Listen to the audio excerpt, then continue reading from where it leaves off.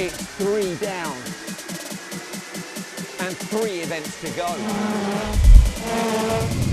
As FIA RX hits Ireland for the first time in 30 years. The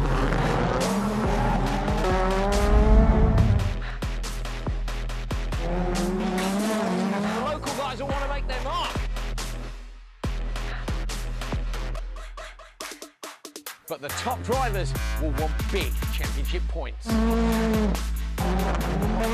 game on at Mondello Park.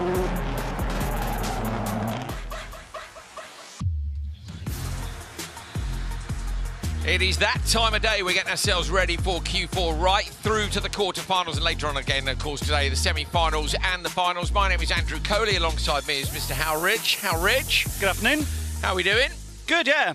Nice hot day. My legs are getting lovely and burnt here in the studio. Yeah. And great action in Q3. We don't normally have Q3 on a Sunday morning, do we? And I think Q4 in just a few minutes is going to be absolutely brilliant. Yeah, let's take a look back at the action from earlier on if you missed it. But yeah, as Hal says, this is a long day for all the drivers, so we can maybe expect a few mistakes to creep in as people get tired. Big spin here, but got away with it. John McCluskey going round in the Honda Civic did a great job, actually. Didn't lose too much time. Come the end of the race, see McCluskey in the background as Enland took the race win. Thomas Karai went for a super round the outside move, super early as well. Didn't pay off. No, in his one, as Johnny Topainen had a good run. Ollie O'Donovan running wide into the barrier here, just a couple of metres late in the braking area, ran the nose deep, lost a couple of seconds. Ollie was disappointed, but I said if you're losing a couple of seconds, it's the worst thing that's happened all weekend, then you're in a good position. Good win, yeah, well, it's not the worst thing that's happened all weekend because he felt terrible yesterday. But here we go, have a look at this. So this has resulted in a penalty, which, watch for Rutkanen. As Rutkanen comes back on here, he has contact with Baby, and he's been given a black flag for an unsafe rejoin. So, what's your thoughts, Hal? It's tricky, isn't it? Because Rutkanen was already on the grass. There's not much grip there, and he had not really anywhere to go. But Andreas Bakkerud won that last race of the Q3 session, and the top 4 overall as we head into Q4 now are super close. Bakkerud, Topainen, Baby. Ah, well, now, of course it was 4. Now Rutkanen's been given a black flag, so there were 4 drivers within 2 points. It's now 3 drivers within 1 point. Kristoffersson looked 1 Q3 after his black flag yesterday. Highly unlikely for him to top qualifying, isn't it? But yeah, it is still possible if disaster strikes for the top 3. Remember, they're all in the last race. What he is now looking at, Hal, is a pole in a quarter-final instead of outside. So Kristoffersson's black flag yesterday hasn't done him too badly. Let's see where Rutkanen's dropped down to. Oh, 93 points. Looks so yeah, a not great Q2 means he's got quite a lot of work to do. He'll want to be right up at the top. And even with a clear run last time, Johnny Topainen was saying he wasn't sure that they would be able to match the pace of Johan Kristoffersson. A few of the Irish drivers down the bottom there. Fabien Paillet is still out. Now, if he doesn't get into the top 24, even though we know Niall Murray is not going to go through to the quarterfinals, if he doesn't make it, my understanding is he won't be allowed to run, so he has to actually qualify. As we saw last time out in Höljes, where O'Donovan withdrew, but there wasn't a reserve to take his place. So coming up next, Q4 for RX1, then we're on to the final qualifying session for the support categories, RX3, Super 1600, RX4 and RX5, and then on to the quarter-finals for RX1. 3:30, so literally 30 minutes after this session finishes, we'll be straight back for the semi-finals and the finals, where you'll also be able to see the local touring car or open two-wheel drive category in which James Dean, the Formula Drift legend, is taking part. So you've got a great afternoon lined up. If you're sitting outside in the sunshine with a brew of any kind, enjoy, you lucky people. We're outside, it's noisy and dusty and fun. James Dean comes behind us here in the commentary position now. He's done well all day. That is Ollie O'Donovan's team up on top of the truck. Some of the spotters, I've just seen UC Pinnamaki going up the tower, Hal, about 10 minutes before the session. Sam Clennell there on the top of Ollie's truck. Packed crowd here at Mondello Park. You need one spotter in the spotters tower, but you can put as many spotters as you want around the rest of the lap, but you need one spotter that's got direct communication with the competitive liaison officer, which means that race control have communication with the drivers. And if a race gets red flagged, but the car's not in an unsafe place, quite often the team will communicate that the driver's okay, and then there's no reason to stop the race. So this is the track map. You can see where the start is. That is off to the right rear of the commentary box. We're on the outside of turn 1. Then you've got turn 2, which is the big hairpin behind us. The very long straight, Hal, we've seen everyone was joking and guessing about what the top speed was. Of course, Johan Kristoffersson was right. Well, the set promotion cars were doing 211 clicks at the end of the straight.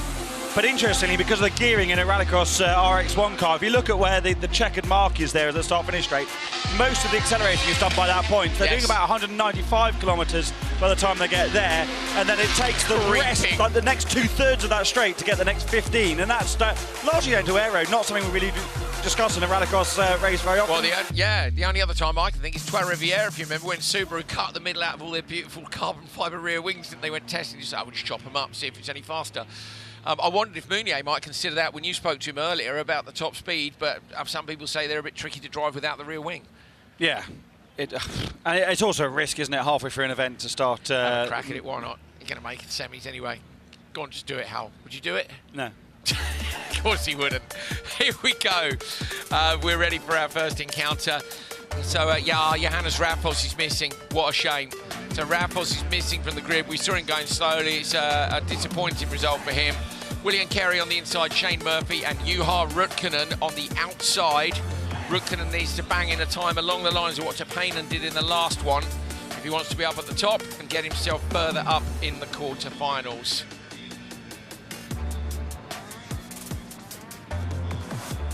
Rutkanen in slot number 4. So I think Raufoss has lost the engine in Q3 as we saw him stop, and that they are definitely out for the rest of the weekend. So what a shame for the Norwegian. He's been so quick this year, so such great promise at every event, and just not working out for him in the latter stages. That's where the spotters are, up on the top of the tower. Shout out to Chronomoto, the timing team, who moved the spotters tower. Yes, they moved all the equipment up to the top so they could see it. The original spotters tower, the OG, in a truck that's affectionately known as the Bird Killer. It's a long story. Is parked over in the edge of the paddock. That's now the FIA truck. But yeah, so some of the spotters are in there, as Hal said, people taking up a couple of positions to see what they can do. Rutkanen's got to get this right. Pretty sure he will. Yeah, brilliant start. Now, Hal, he should walk away with this, but let's have a good, close look at Rutkanen and how hard he's going to push. It's got to be good, hasn't it? A win here is fine, but it's got to be an exceptional time. So I didn't actually speak to Johan between the sessions, but lots of people suggesting that he was on new tyres as Shane Murphy looks to the side of William Carey. Carey comes across to cover off from Murphy up the straight. Some suggesting that Kristoffersson was on new tyres in Q3 to try and maximise that and climb back up the order, and I would suspect that Rutkanen could well be on the best of what rubber he's got. He might even be on new tyres in this one because you want to climb back up to be near the front for the quarterfinals. Top 8. And here you've got two really quick drivers from the Irish Championship, but let's face it, while they're very capable, neither of them have got the seat time, the equipment, or potentially the talent. We don't know that because they don't drive enough, but certainly in terms of Juha Rutkanen, he's a title contender in Nyirád this year, and the other guys are here for a weekend of fun competing their home round. So just like Johan earlier, this is an opportunity for him to capitalise. Yeah, absolutely. Rutkanen, Hal, obviously very impressive. Burst onto the scene, didn't he, in COVID year at Kouvola. And really, yeah, okay, he'd been going in the Finnish Championship, but to turn up and do what he did there in the World Championship, which was still pretty strong, was very impressive indeed. Well, but I also think, how often do you see that in motorsport? Oliver Solberg winning his first WRC round with a Toyota last year in Estonia. Of course, it's Estonian WRC this weekend, and he's fighting for the win this afternoon with Sami Piari. But you see drivers come without the pressure in a great car, with no peripheral burden, but just drive the car to the best of your ability. You've got good talent, you know the track, you knew the track in Kona very well, and that's where, when you're trying to get a season together and you're worrying about every corner and every point, all of a sudden all sorts of other pressures come into it and you're worried about external things. When you're just doing that single event, you can really maximise, but of course you need the talent to go with that. Much like Patrick O'Donovan finishing on the podium in Hong Kong a few years ago, it was just that single event where it doesn't really matter and you can really do well. We haven't seen that often from Rutkanen. He dominated in Turkey a few years ago, the last round of the World Championship, but yeah. 2024, is it? No, 23, 24, last round 24. But yeah, it's tricky to execute that sort of form every weekend. He is incredibly capable and knows this car very well. I love watching a driver flat out here, and this isn't about tactics, this isn't about strategy and joker times, this is purely about lap time and utter commitment. Look at that, one wheel just touches the dust on the right side, just the tiniest bit of four-wheel drift in the middle of the corner, on the throttle early and away. Lovely big loud bang from the anti-lag there from Murphy as he comes past commentary. We do like a bit of anti-lag. anti-lag forever. 43.2, Is that the new 42.9, 42.5 was, yeah, that's just my response. Good I with like that. it, it's good. Great consistency from Richard. Not quite Kristoffersson type consistency being on the same temp, but he's certainly doing a solid job. So last time out to Paynon's time, and I'm not looking at Kristoffersson's time, I'm looking at Paynon's here, was a 3:13.6. We know they're on similar pace as a general rule. It's a little bit slower than that, so it's a 3:15.1. Obviously track conditions might be a bit different, it's a bit hotter, maybe the tyres not as good, but Johan managed a 3:09.8, but that was with zero traffic and hassle, and obviously it's going to be a bit more traffic and hassle for him this time round. The general consensus is that most of the teams wanted more sun, more heat, because the tyres seem to operate better in that window. So that's why we've seen through the paddock over lunchtime, as we saw it with Andreas Bakkerud at the end of the last session, Tyres we see confirmation of the result that yeah, people leave the tyres out in the sun. You can't tyre warm like you used to be able to with tyre blankets, but you can leave them out in the sun and let the natural atmosphere do its job, and lots of teams doing that. Yeah, they'll all be laying out there, getting them just as hot as they can. Rootkinen with a banger start. I think Carey and Murphy might have come together, Hal, on that straight when we saw Murphy. I think Murphy just dived to the one side. You could be right. Let's have a look on the exit. I'm not going to see it this time. But that there, look, good from Rootkinen. Good indicator of how hard he's trying when you see the rear move like that. Good job from Carey's team as well to get the car repaired after Q3, broke a drive shaft in the Ford Fiesta. So solid job from them. They'll look to complete the weekend, and you never know. 3 go up from the quarterfinals. You've got to be there, haven't you? And there's a good chance of any of these local drivers making the semis this afternoon. Yeah, I'd like to see some Irish interest in there. I think we're going to get it anyway with the O'Donovans, maybe Leonard as well. Although he hit the black flag, didn't he, Leonard? So where's he? Yeah, he's sitting P22. Yeah, but he is fast enough. Yeah, he is fast enough. So it's Gary Donoghue, then Mandy August, Fabien Paillet, Tommy Graham, and Michael Leonard in this. 3 Irishmen.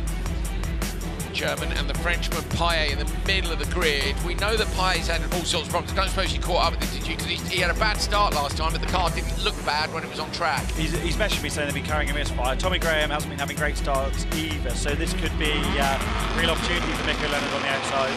This is where he was yesterday, Leonard, when he cut across the track a bit early and got told off for it. Paillet's had to dip the clutch 3 times there, and he's gone backwards. Good start by Leonard. And he should manage to shut the door on everybody here. He leaves a car width on the inside line. Nicely done by Leonard, just in case there's anybody in there. Mandy August in P4 at the minute behind Tommy Graham, I think it is. It is, yeah. I was talking to Leonard earlier. He was saying he's giving so much space in the first corner. Paillet stopped, Hal. Paillet stopped on track, so Paillet's on. He's not on the. Is he on the racing line? No, he's kind of Joker exit. He's a bit further up the road, isn't he? Oh, and in the background, Tommy Graham almost in the wall. Very nearly in the wall. Classic case of looking at the broken car in the background. Yeah, Paillet, I think, was already out to the quarters, wasn't he? So we're not going to have a full grid for the quarterfinals. No. Unless Paillet's now going behind us. As long as he doesn't get lapped, you might be able to drag it to the end. No, he is getting lapped. You see on your shot at the moment. So I think he's just got out the way of the disaster for Fabien Paillet to not make the quarterfinals at all here. Hoping to drive in his French Championship event next weekend. And there's, look like it'll be slowed down on the monitor in the commentary box while it'll be red flag for a moment. Nico Leno continues to lead out front. He's going again, Hal. Behind us, Fabien Paillet is going again, but being a lap down, you can't unlap himself. It'll be a DNF, won't it? But a DNF will still probably get you enough points. Hang on, let me look at the points. Yeah, go on, Hal. Do a bit of maths and I'll have a look at what so he's only 2 points behind Niall Murray, so he will make it. Because Murray will get a what, DNS, which is a 24. Yeah, and a DNF will be... Look for a DNF over here, Patrick in Q1, 23. No, but it depends how many other people DNF, doesn't it? Because, yeah, 23, yeah, sorry. So 23. Because it depends how many people don't start, so 23, yeah, so he'll gain by a point. Does he need 2? He needs someone else to not finish. Or not start, or do they need to not finish? This is how, me and Hal, our brains are going as fast as they can, which is quite a terrifying prospect. If we were looking to bang in a fast lap, Hal, on mathematics, my money would be on us definitely losing at the merge. I'll be lapped, yeah. We may be a DNS when it comes to mathematics. And for that you get, we don't know how many points. So yeah, it's basically, it's going to rely on, Paillet's just done the fastest lap. What a shame there isn't a point for that. Fabien Paillet's just done the fastest lap of the race, so he's had a shocker at the start. So it is why, okay, they need to test the car. He's doing the French Championship next weekend in it. They need to find out what these problems are. But the further he gets through this race, the better. So he'll be 1 lap down at the end. Yeah. If other people fail to finish, earlier than that and retire, he'll have got further and therefore get a better qualifying position, and that can get him into the quarters if they're bothered about it. So they're still misfiring next to us, so yeah. I don't think they really care, but I guess they want the opportunity. On the other hand, there's another 6 laps on offer if they got that right. And another it's 12 to go testing to find these problems. You've ultimately got free track time if you can go back out in the quarters. So let's see whether or not Pye can make it. Leonard takes the joker and comes out in front of Donoghue and August. Good run this for Leonard. He needed that after a few difficult 43.2, Hal, 43.4. 42.5 was Ripsonen earlier on. We haven't really got another regular to compare with at the moment. He's gone well, his lap times have gone down slightly as he's gone through, but that might be things heating up as he's got into the race. Leonard takes the checker, 3:18.0, so he's 2.9 off the back of Ripsonen. I'd say that's a good run. Really good run. That's what I think too. If you're 2.9 off about P3. All over the back of Tommy Graham at the end of the race, trying to unlap himself. That shows the pace that Pye had later on. Pye did a 43.1 twice. Yeah. No, he didn't need to unlap the leading car, wouldn't he? Well, look, Fabien Pye then remains a bit of a mystery as to whether or not he's going to make it through. Oh, he'll be in. Leonard takes, I like that, Hal. I like the conviction. Leonard takes it from Donoghue, August and Graham. Fabien Pye needs some of Hal Ridge's confidence in that other people are going to have some sort of a But we've already had shocker. 2 DNSs, haven't we? Okay, I said, yeah. Johannes Rapos, so he should be then, shouldn't he? Come on, Fabien. I just want to see the car in. I think it's great to see the McGann back. We know he's got pace. We want him to get it sorted. What a mixture of starts. Great launch. Oh, mate, Gary Donoghue on the inside, but come second gear, it was Mikko Leonard who got the run on the outside. Look how much space Leonard gives. He's been burned by shots. That's exactly why I said at the start. There's a whole. He told me earlier he's giving loads of room just to be safe, which is fair enough. You live and learn, don't you? You missed earlier, Hal, the biggest wheelie. A nice shot there of the marshals having a little chat. We missed the biggest wheelie we've ever seen in cross car. That's a big show. It was a big shout, mate, but it's the biggest wheelie. Apparently, our graphics operator Matt Screeton became excited. Wow, it must have been good. Yeah, it was very good. It was so good that the side on replay, you saw the front wheel above the arm cone. Oh, wow. Yeah, even Hal's excited. Maybe we can see it again for Hal, and he can tell us how good he thinks it is. Goodness me. Here it is, Hal. Here it is. Look, here we go. Look at this. It's Ugar as well, is it, on the outside? No, that's what I thought. It was Horvath. Oh. I got it wrong too. Well, I haven't seen it. Maybe we can see it from the side, Hal. Can we see the side one, or is it gone? Oh, it's the side. The side was the one that I love. Now I want to see an RX1 car do a wheelie like that. That'd be good. Well, that'd be good, wouldn't it? That would certainly give us something extra to talk about. Right.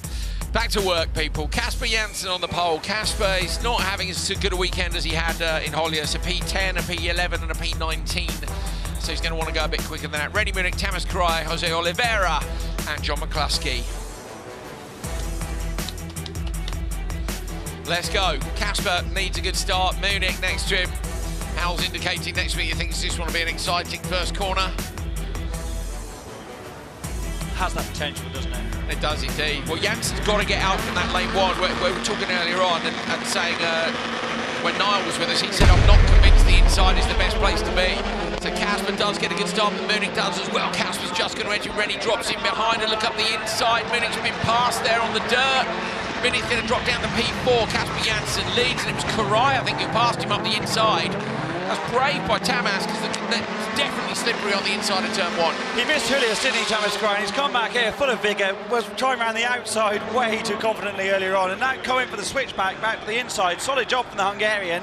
Up to P3. Munich lost out badly. Talking of Hungarians who miss races, can we just send our best wishes to Zoltán Koncek, who won last year in Hungary and had to miss the last round. He's had a bit of an operation. Zoltán, we're sending you all the best, mate, from the URX paddock, and we look forward to having you back with us soon. Absolutely, yeah. Can't wait to see Zoltán at some stage. What an amazing result that was last year. That's one of the best crowd noises I've ever heard. They do just make... You always say about it, how it makes the hairs on the back of your neck stand up when you hear the crowd in TV. But even Liam said it yesterday, didn't he? When Ollie O'Donovan won his heat race. It's special to win at home, isn't it? And to win overall like Koncek did. He was so disappointed. I know that, to miss his home round this year. But yeah, some things are bigger than that. And I'm sure he's watching on as well. Good friends with Tamas Karai. Karai doing a solid job. And actually is in the window here, having taken that early joker. How far back is he? The order. He's 4.9 off, so I don't think he's got everybody up to Oliveira is under threat. They go joker now, so watch for Karai on the outside. Oliveira's going to get there, but Karai is going to manage to get in front of McCluskey. McCluskey still in front of Rennie Munich, who joked it early. Rennie really lost out at the start.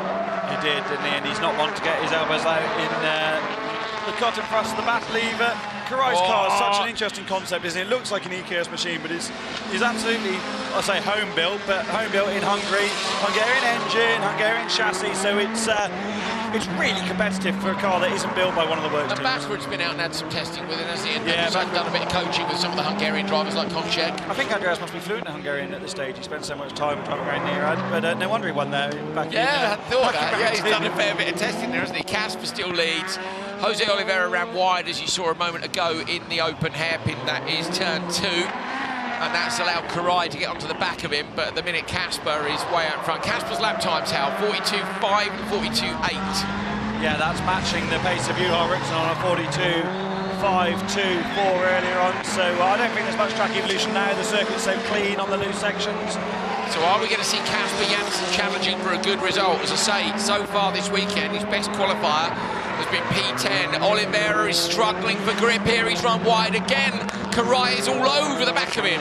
Not really any opportunity through here to overtake. Rallycross 3 up to Rallycross 2 now. Oliveira ducks to the one side. That's a tighter corner than it looks on the broadcast. Karai! No! Karai hits the wall. He's lost it. Broken the rear suspension, I think. Look at the wheel.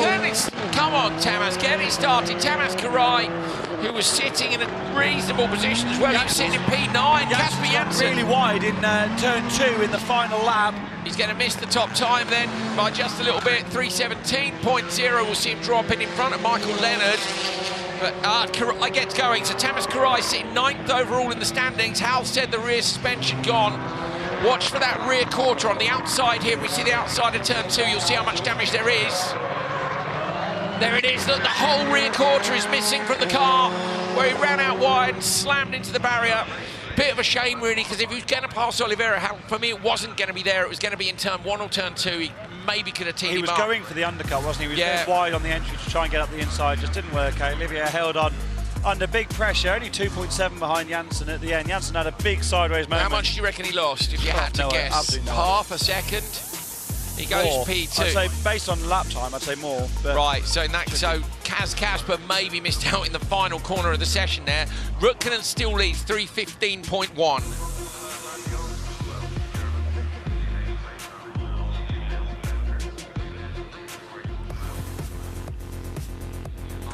So watch Munich here, he's in P2, does the right thing, slots in, but Karai goes, I'll have some of that, literally blasts up the inside. He then leans towards the outside, doesn't he?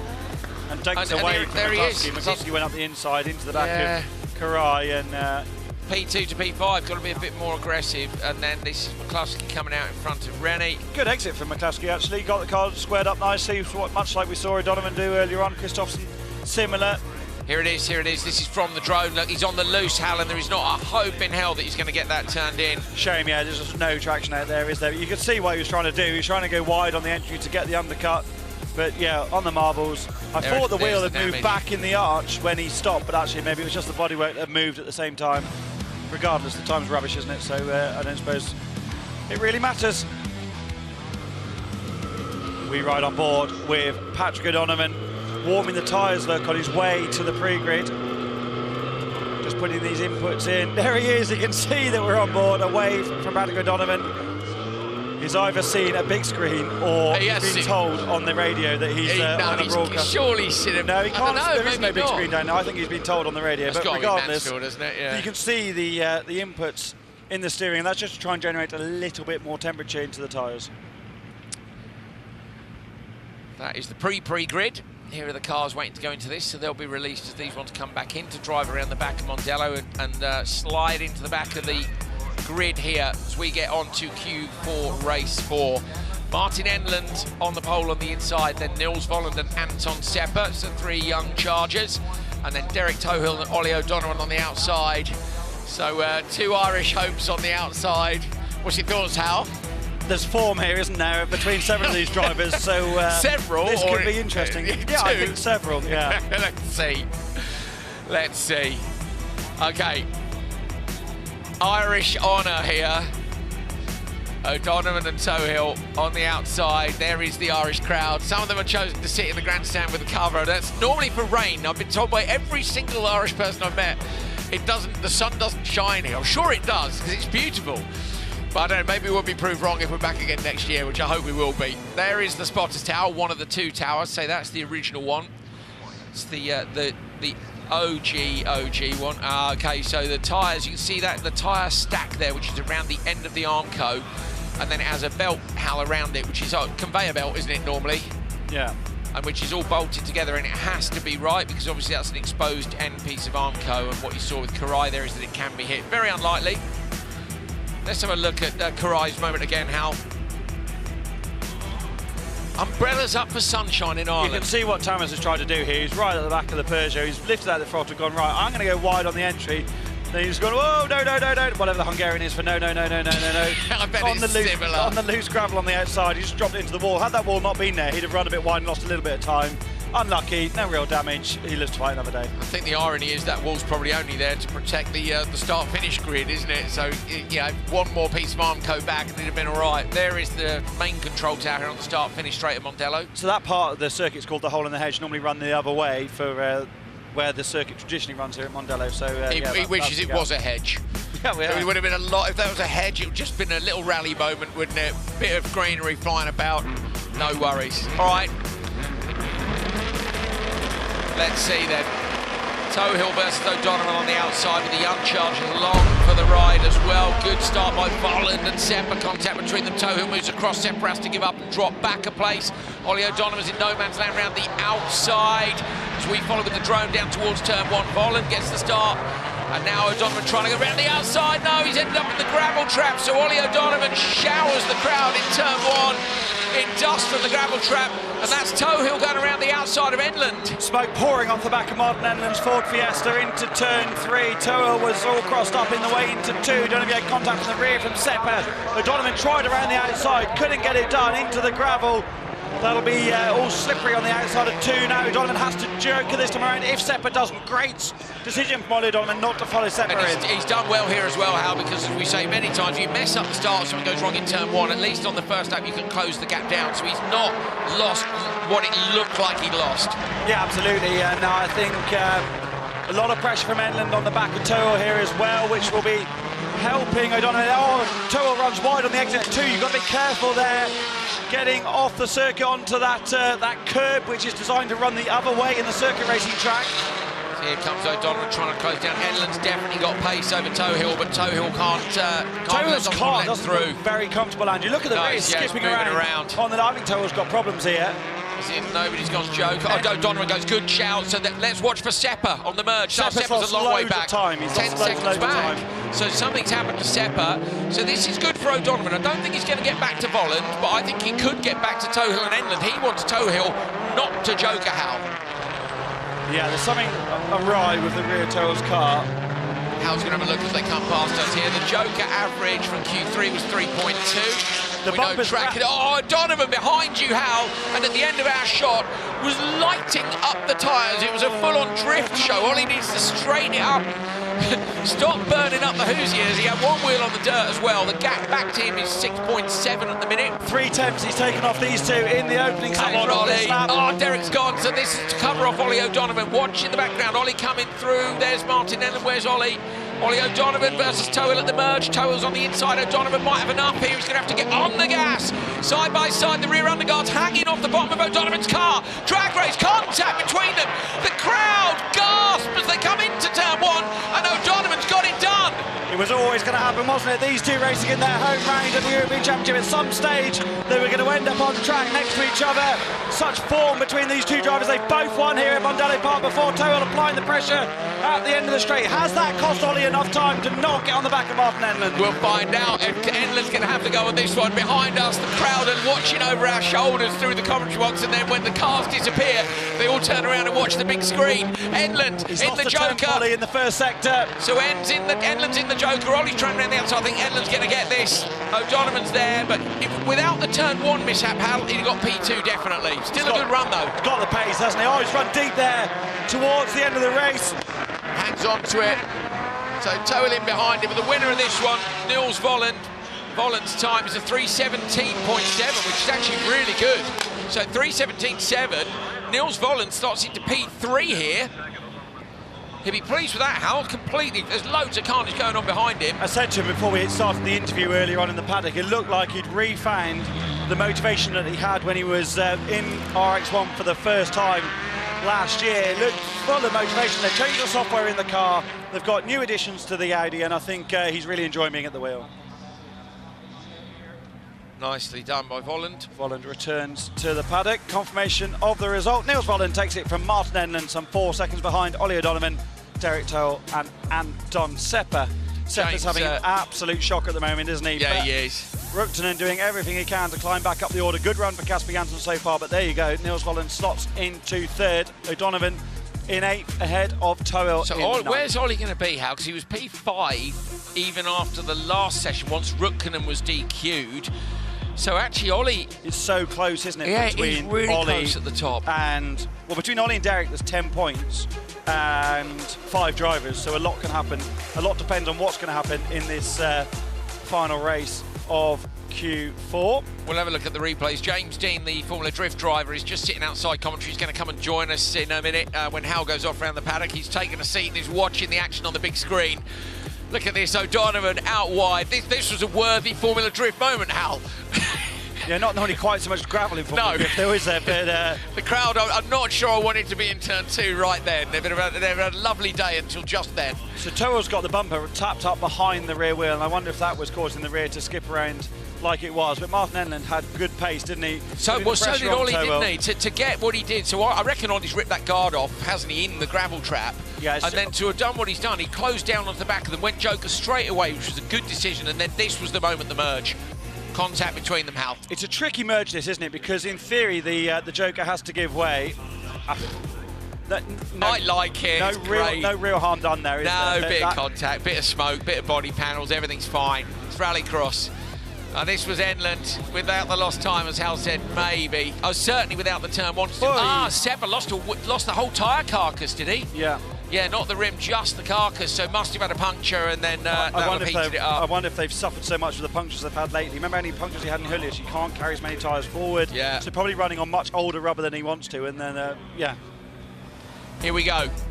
The final race of qualifying here in Ireland for Euro RX round 4. Johan Kristoffersson on the pole. He had a black flag, remember, earlier on this weekend. Next to him, Joni Tapane and Andreas Bakkerud, both in ex-Ken Block Ford Fiestas. Then it's Patrick O'Donovan, the Irishman, racing at home here, representing the home country in this one, and OC Baby on the outside. If you've missed the rest of the show, O'Donovan has a British licence, but he is Irish, he has an Irish passport, so this is one for the home fans.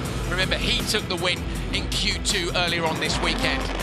Ruktonen missing from this one thanks to the black flag. He went in the first session and has the pace at the moment, but Kristoffersson gets a decent start on the inside line. That's what he needed. Tapane goes with him as well. Bakkerud down to P3. Contact between, straight up to Tapane, and Johan Kristoffersson holds on even after being hit behind. Bakkerud in P2, baby P3, and right on his rear bumper, Patrick O'Donovan. Johnny Tapane, shoveled out of the way in the first corner. They all go to the pit wall here at Mondello Park. Smoke off the rear of Johan Kristoffersson's car. He's picked up damage as well.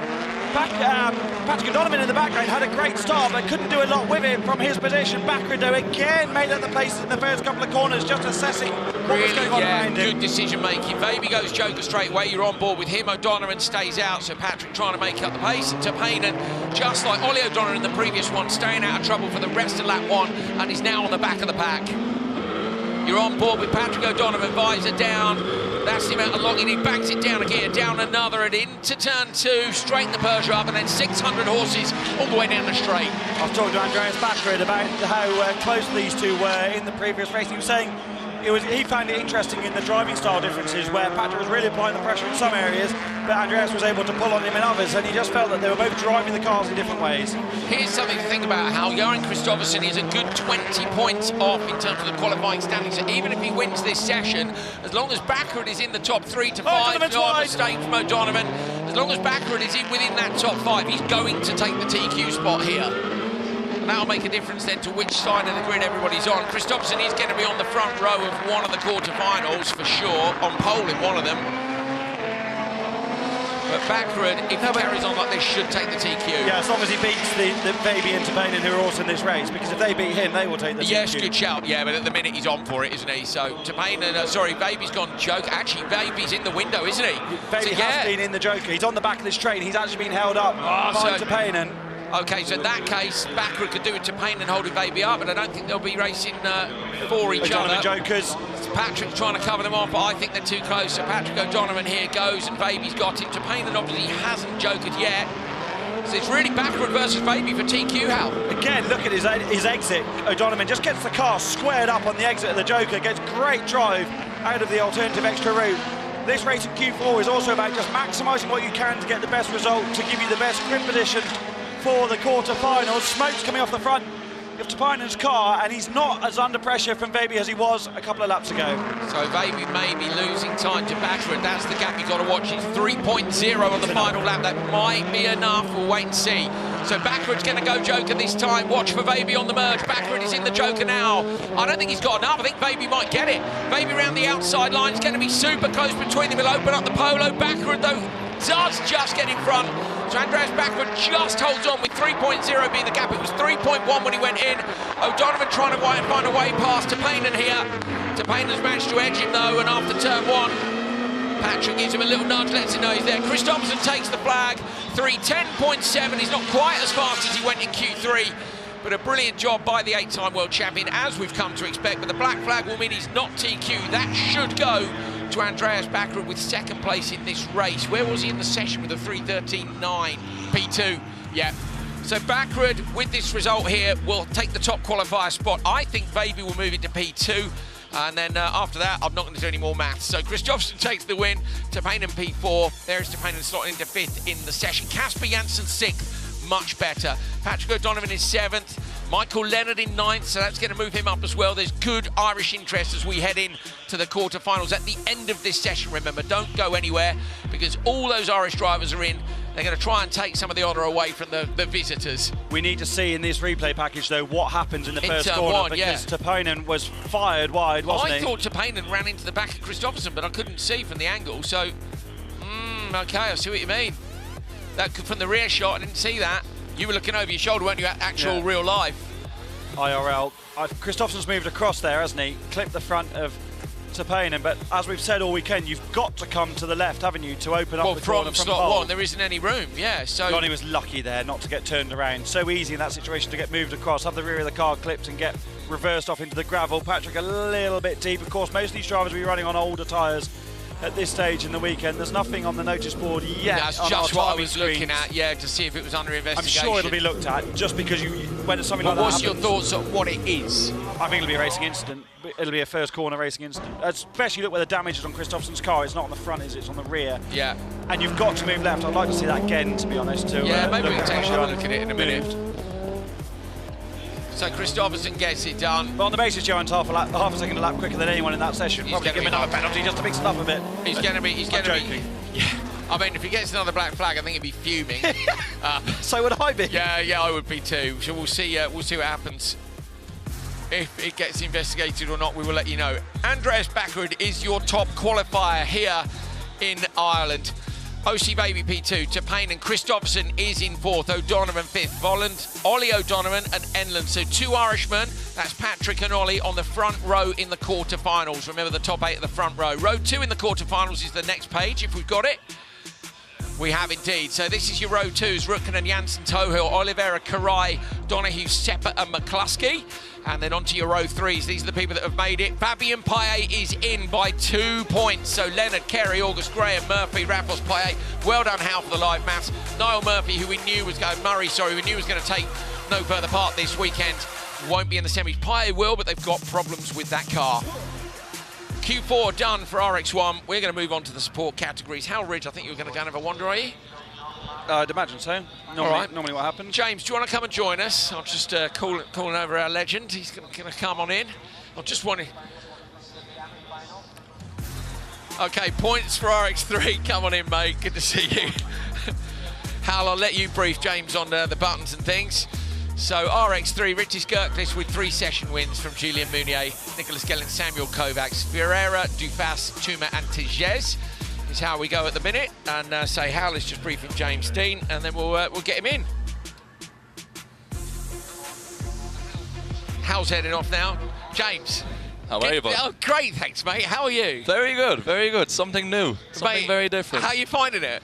It's unreal. It's good, isn't it? It's unreal. Anytime you're at home, like driving in front of the Irish fans is amazing, but little did I ever think that I'd be doing it in a different discipline at the highest level. You know, coming to the FIA European Rallycross. Unbelievable. Mate, we're so stoked to have you here. We're going to get this race underway. Stick around for half an hour if you can, and we'll talk through some of the stuff and what you've been up to in Formula Drift and Drift Masters as well. Libo Tejez is on the pole from Václav Tuman, Tiago Ferreira and Marcus Rosrud. So they're out in this one. In terms of the standings, Gert Kliss has won all 3 sessions. He'll be up in the next race with Mounier, Gellins and Kovacs. So these guys are, they're fighting for the lower positions. The nice thing is, James, at least you understand how qualifying works now, having been looking at it all weekend, I imagine. Yeah. Every lap we're learning, but let's watch this. Tejez on the inside line, Rosrud on the outside, both good starts. Rosrud might try for the long way here, but I think Tejez will have the advantage. Rosrud tries to stay in it. It's a good slide to P2, the rear end's loose. Václav Tuman coming round. Rosrud, though, holding that line. Tuman versus Rosrud on the exit, and Ferreira there as well in the background. Václav Tuman, look, has got the legs on Rosrud down the straight. He's managed to pass him. Rosrud looks like he's going a bit slower than Ferreira as well. Tejez out front, though, with the whole shot and holds it all the way down. No, 3 cars. Contact, and now up the inside. Václav Tuman's going to get into the lead, is he? Tejez is dumped out onto the dirt. Now, this is why it's so fun, isn't it? Oh, it's unbelievable. You never know what to expect every single lap, and under the braking areas, it's just unreal. Carnage, but brilliant. So you're running one of Derek Tohill's cars, one of the ones I think he's had about 8 different engines in over the years. Where are you overall? You were P2 last time I checked. Yeah, still P2. Yeah. So very good. We came second position with time in all of our heats. We won one of the heats, but P2 next to Jason every single time. I can't match him off the line, but you know, we're getting within 2/10 of lap time, sometimes the same. So once we're up to a rolling start, we're moving. So it's very enjoyable. So obviously you're known enormously well for Formula Drift, particularly 5 times champion, I think. Are you leading the standings this year? 5-time FD champ and currently leading the points. So it could be 6 this year. It could be, but it's hard, man. It's like, you know, it's one thing doing it once, but when the titles start adding, it's like almost harder to hold on to them. There's a bit more pressure because people just expect it. Well, you've got a target on your back as well, and there's an expectation, and it's never easy. Winning 6 is amazing, mate. You know, you're getting into Johan Kristoffersson territory, so it's an epic effort. And does Drift Masters come to Ireland? It does. We were actually here about 4 weeks ago for the main European Drift Masters European Championship. Has it been good? Have the fans been coming over and engaging with you about this swap into a different discipline? People were very excited. Even at Drift Masters, so many people said, "Oh, we're going to come watch you at Rallycross," and I've just seen like loads of fans like wearing my own team merch, which is really cool at a different discipline. Oh, that's so cool, mate. Right, let's get into Joker's. Rosrud goes off now. Ferreira has got ahead of Tuman and Tejez, so this is a great result for Tiago Ferreira. They've got another lap to go. Rosrud is going to come out at the back of this pack, so that's the order sorted unless there's any passing out on track. These cars sound awesome too, don't they? I'll make the Super 1600 cars, RX3 as they're now known. High RPM. And I love anything normally aspirated. We don't get enough. So much stuff is turbo now. And anti-lag I also love, but I do love a screamer. You know? I'm the same. I'm the same. And a sequential box. Flat shift up and down the box. It's awesome. And that's what you've got, I guess. 3.2, is it yours? 3.2 Volvo engine and the Ford Fiesta. And wicked. Yeah, it's a sweet machine. It's like about 400 horsepower. Flat shift up and down, and I've been just learning so much because I've never done any form of circuit racing before, so like this is all new. Yeah, I mean, at least you do the side-by-side stuff in drifting, but it's not the same, is it? It's trying not the to pass same. someone. It's like it's 30 seconds long every run in drifting. So Tejez has got a problem. Sorry to interrupt. Rosrud comes around the outside. So into the final corner, Tiago Ferreira is going to get this one, and we'll see what the benchmark time is. The quick guys, to be fair, are coming in the next one, but this is a good result from Ferreira. So the P5, a P4 and a P8 this weekend in the sessions. Takes the win here. 336.7. Not quite on the pace of the top drivers. What are the top ones at? Some of them are more like 334, 332. So it's only a couple of seconds in it. So Tiago Ferreira takes it from Vaclav Chuma, Marcus Rosrud and Libertiges. We are going to pop down to the paddock. Hal Ridge is with OC Vaby. Yep, down here in Kristoffersson Motorsport, OC's told me we've only got a moment because on the clock in the background it says 17 minutes until you've got to leave again before the quarterfinals. Big stage of the weekend. It's going all right for you at the moment, led overnight. How is it looking ahead of the quarters? Well, I think it looks pretty good. You know, Johan also managed to do proper fight back there after his black flag, so it's not so bad. A bit disappointed that I didn't manage to take Andreas there on the Joker lap, but yeah, we need to try to see if we can find just a little bit more, because Johan has for the moment a little bit more pace. I don't know. I think I had a good run, but seems like he's a little bit faster for the moment. So let's see what we can do for the quarters. I'd love to chat, but I know you need to go. Thank you, OC. Thank you. So OC Baby wanting to find that extra pace that his teammate Kristoffersson's got. It sense a little bit of frustration there from him, but I'm sure he'll get there. We're going to move on to the quick guys in RX3 before we then get on to RX4. James Dean, the Formula Drift legend, is in the commentary box with me. Andrew Coley, Rittis Gerklis on the pole, Nicholas Gellins, Samuel Kovacs, Dylan Dufas and Julien Mounier. I saw Nicholas's mum prior to this race and I was like, he's going really well. She goes, he's pulled his finger out. And she has with her an Antiguan man has come to the event, and she thinks it's the first Antiguan, because Nicholas is from Antigua. Whoa. The first Antiguan fan to come to a European event, she reckons. We had quite a few Jamaicans thanks to Fraser McConnell. Yeah. But we're bringing them in. That's cool. It's wicked, isn't it? We've got a Chinese driving RX4 who you're going to see in a minute, and I just want to see this brilliant sport spread. So let's get them off the line. On the outside, good start by Mounier, good start as well by Gellins, and on the inside, Rittis Gerklis. Mounier going for around the outside, pitches it in. Mounier lights up the tyres. Maybe going to lose a position to Kovacs as well, but I love to see people try it, and he does just hold and jinx the steering right. Oh, Kovacs is into him, all the way down the straight. Come on, lads, give yourselves a bit of room. That's going to be a black flag, 100%. One of them's going to be in trouble for that. You can't just drive down the straight, driving into people. That's mad. It's madness. Makes it exciting for me, though. Oh, brilliant. Yeah, I mean, as TV, we never complain when the drivers do things which are slightly off. I think that's a little bit naughty at that speed for that long, but we'll see. Into the Joker goes Dylan Dufas in the Polo, and we're getting back to the front runners. So these guys, the front three here, in terms of the standings overall, you've got Rittis Gerklis, who is leading the race, is leading the championship 3 times on the podium. Julien Mounier in P3 has had 2 wins, but he retired in the semi-finals last time out. So they're on it. Bang on it. All 3 in Audis, all 3 super close together. So, mate, has this given you a taste for it? It is, definitely. Like, you're super busy, I know. Yeah, the schedule is crazy. It doesn't stop, and I think this year is the busiest year I've ever had. But in general, like, this kind of racing, I've always said about rallycross, if there's any motorsport discipline I'd like to try, it would be rallycross. And now we get the first test after so many years drifting, almost 20 years, and I've just been loving it. And considering our experience with circuit racing or any kind of wheel-to-wheel, it's only drifting. So yeah, learning a lot, like every single lap we're learning, but I'm very pleasantly surprised at our pace. I think it's great. We were stoked when we saw you in P2 yesterday. And what was the first test like? Obviously, I know you do a lot of sideways stuff, but sideways on tarmac is very different to sideways on the loose. Yeah, well, for me, I actually felt more comfortable when we had the gravel out the back. So, so in practice, as my first laps around the track, we had 4 laps of practice, and I was quickest. Yeah. I was quickest in practice, and I think that was just down to the loose, and I was very comfortable with the car stepping out. But now it's almost like a full circuit out there. See, I think one of the nice things about you coming across, one of my favourite things about rallycross is people from different disciplines can come in and be competitive, as we see here, the merge. Big moment, yeah. Yeah, Gerklis coming out in front of Mounier having Joker slots back in, and everybody's back in the positions they were in. Although I think Dufas was ahead of Kovacs, so Kovacs has got Dufas, just Gellins to go. When people come in from a circuit racing discipline, they tend to struggle with moving the car around. Yeah. And that's not a struggle for you. No, I'm super comfortable when the car gets, you know, if you even get a bump. I got a bump in the 3rd qualifying heat this morning into this turn, and I just collected immediately, closed the door and kept going. Mega. And I don't panic when the car gets out of shape, you know, you're just naturally correcting it. Yeah. And I feel like drifting skills really come across too. Absolutely, in terms of car control. Watching here as Gellins goes into the Joker lap. Gerklis going to get him, and Mounier is going to be close for Mounier. Mounier does get the position, so Good stuff. Gerklist then, if this is a quick time, it'll be a clean sweep of all of the qualifying sessions. That's only on in RX3 and RX4. Every other one of our categories, both our other categories have had different winners in each one. Target time 3:36, easily going to do it.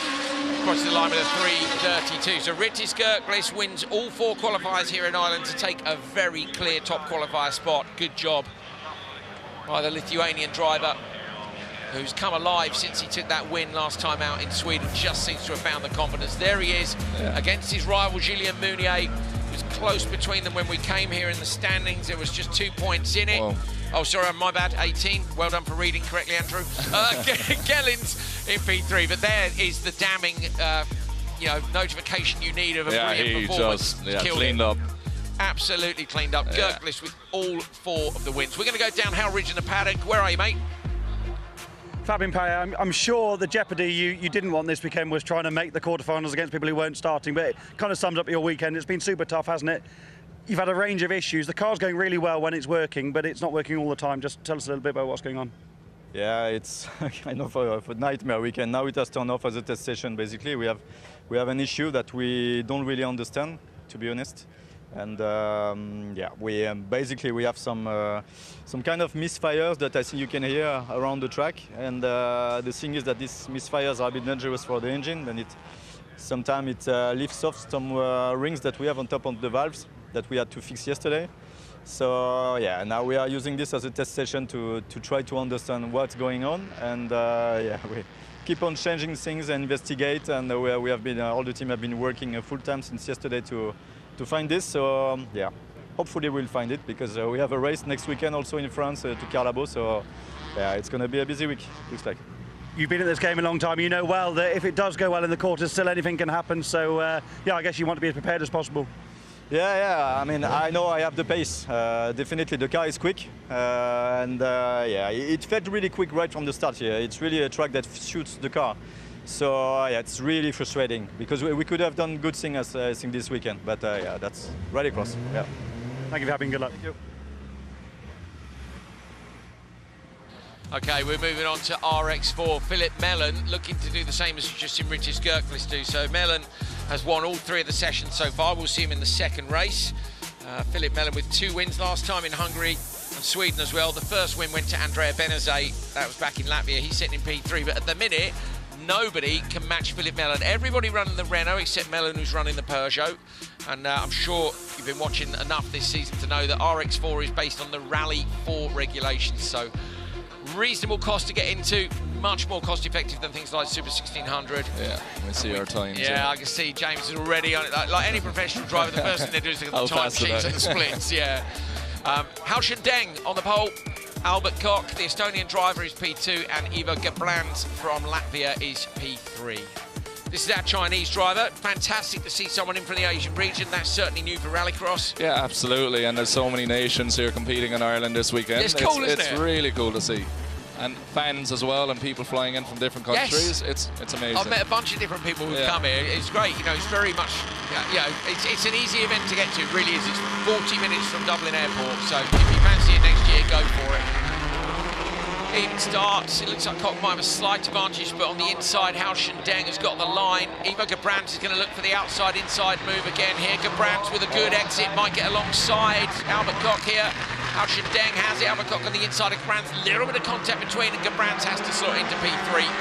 First 2 corners here, James, and mega for a bit of passing. Absolutely unbelievable, and I love these 2 corners because that's exactly what's used in Drift Masters when they're in Mondello. So you know them well. Yeah, I'm very used to it. It's just weird not going around them fully.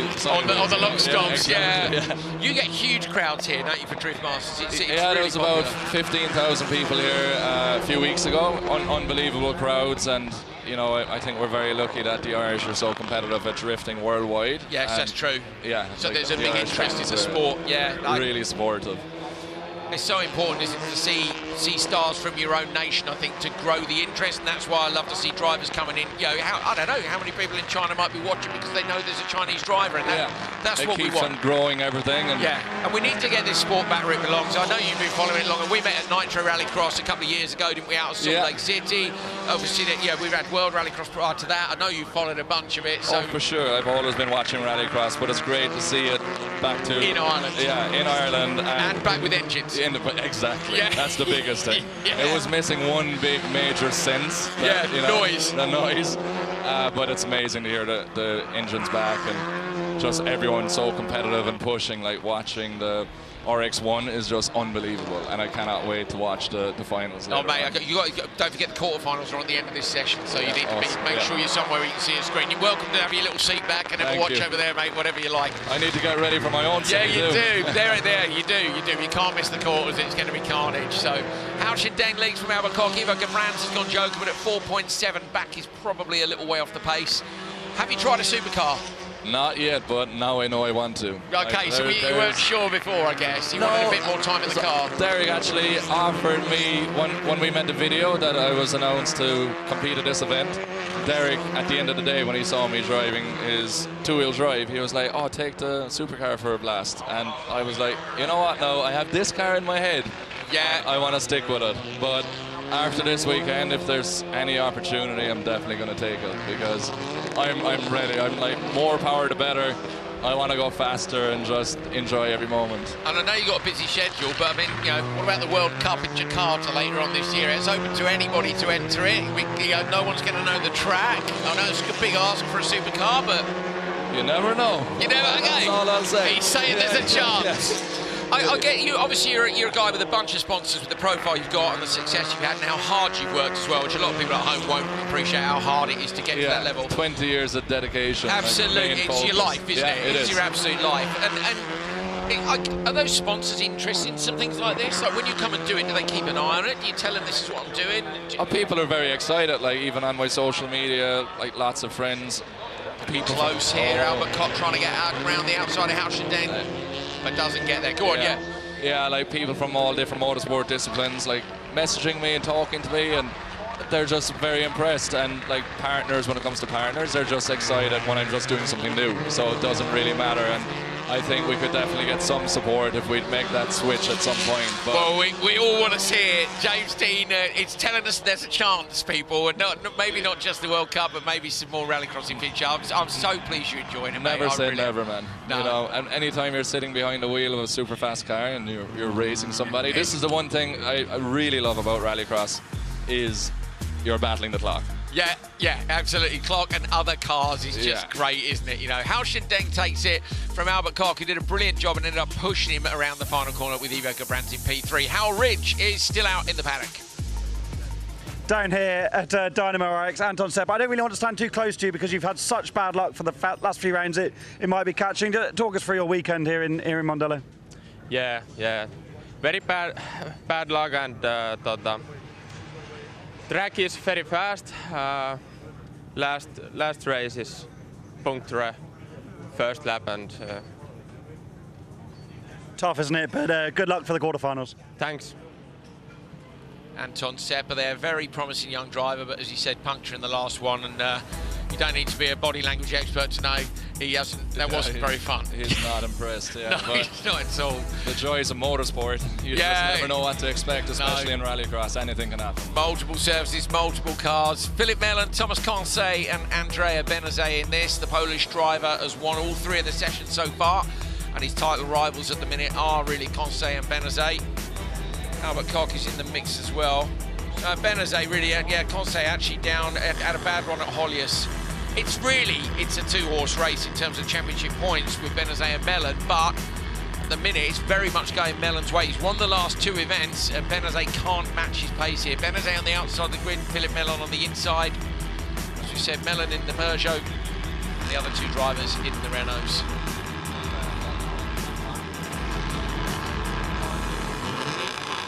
first two corners here are amazing, like the anticipation. What's going to happen? It must be, obviously, with FD and everything, you have a rolling start, you come in and you do your thing. But with this, when you're waiting for the lights and it's a reaction and a proper scrap, are you loving that? I'm absolutely watching it. Yeah, big squeeze, Mellon gets pushed across. Now, these two are teammates. Conseil and Benazet are teammates, and I reckon there's been a bit of work between them there to try and get Philip Mellon to the back of the pack, and they managed to do that. Benazet runs him out wide, so I reckon some tactics here. That is very interesting. Mellon's not going to like it. So the interesting thing will be here if Benazet dummies him and goes Joker, because I might just do that. But if not, Mellon, I'm sure, will Joker on this lap if Benazet doesn't go. But it's hard here to know if the car in front of you is going to go or not. Yeah. The speed's pretty similar, isn't it? And he does. So that's to try and get Mellon to follow him in, and then he hasn't got any kind of tactical advantage. Yeah, and it's interesting. And another thing about the sport, it's unpredictable. You know? Yeah. You just don't know what to expect, and you have to be ready to react to anything. Who's spotting for you? Shane. Right.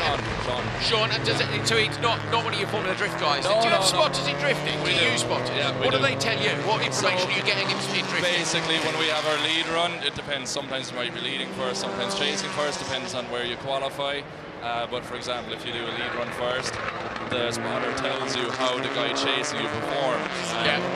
You know, as a driver, you always know the mistakes you make, but you don't know what the other guy is doing. So are you looking for gap, or like, are they telling you when you're clear to transition? What are they? Like if somebody did a perfect chase behind you, so they were rubbing your door the whole way around, perfect transitions, nose to tail, they will just give you the information that you need to give it 100%. Okay, or right, if so they push. make a mistake, sometimes you can push too hard and take yourself out. So if they make a big mistake, you then know you don't have to. You let them know their run's terrible, mate, just go average. Yeah, exactly. So, got you.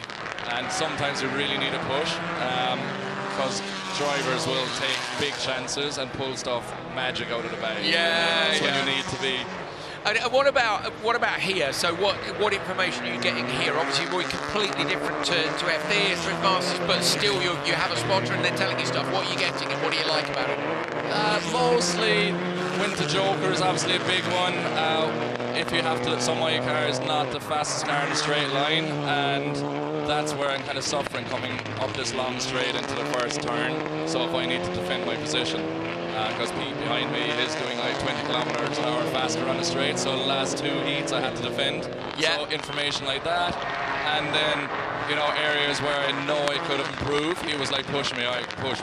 Got you. So right, you need to get to the apex. Yeah. Don't run wide. Yeah, remember what we. Yeah. So it's almost coaching, isn't it? Exactly. It's just gentle reminders, and it's good to have someone in your ear.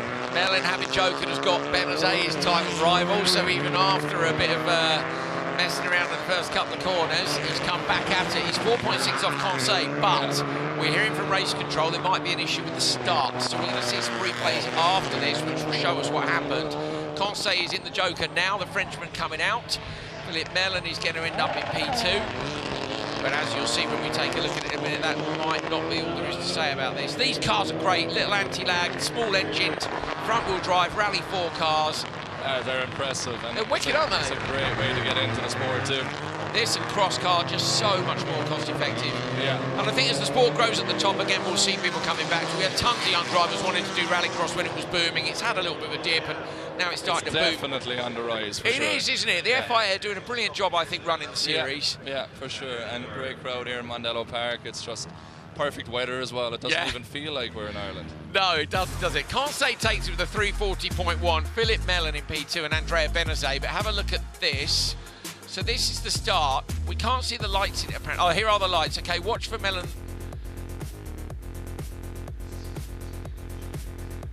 So it may be just inside the tolerance.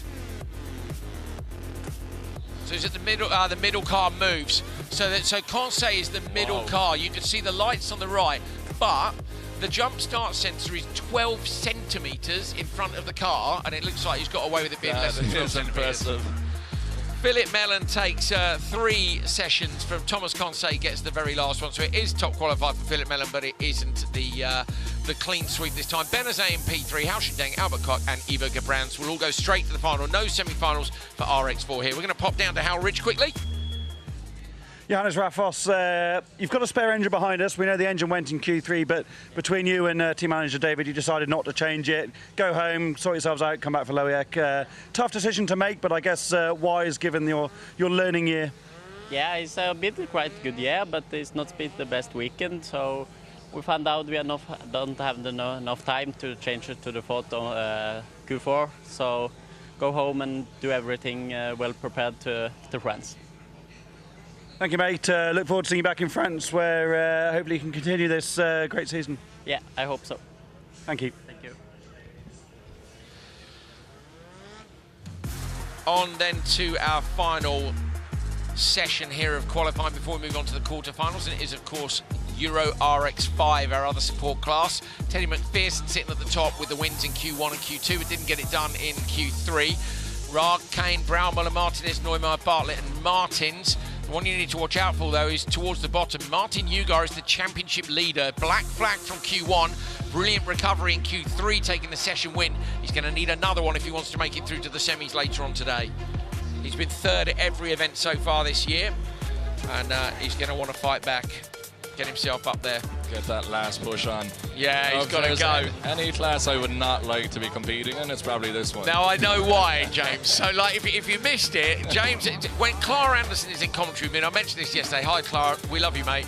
Clara's a bit shorter than me, probably quite a lot shorter. And she's quite, you know, James is 6'6" or 7. 6'7", yeah. 6'7". I struggle to fit in a cross car, mate. I don't think it would work, would it? No, when they first asked me, I'm like, no, I'm driving. If I'm doing this event, I'm driving. I need a car, yeah. And you said even the car's tight, isn't it? It's tight for sure. Ford Fiesta.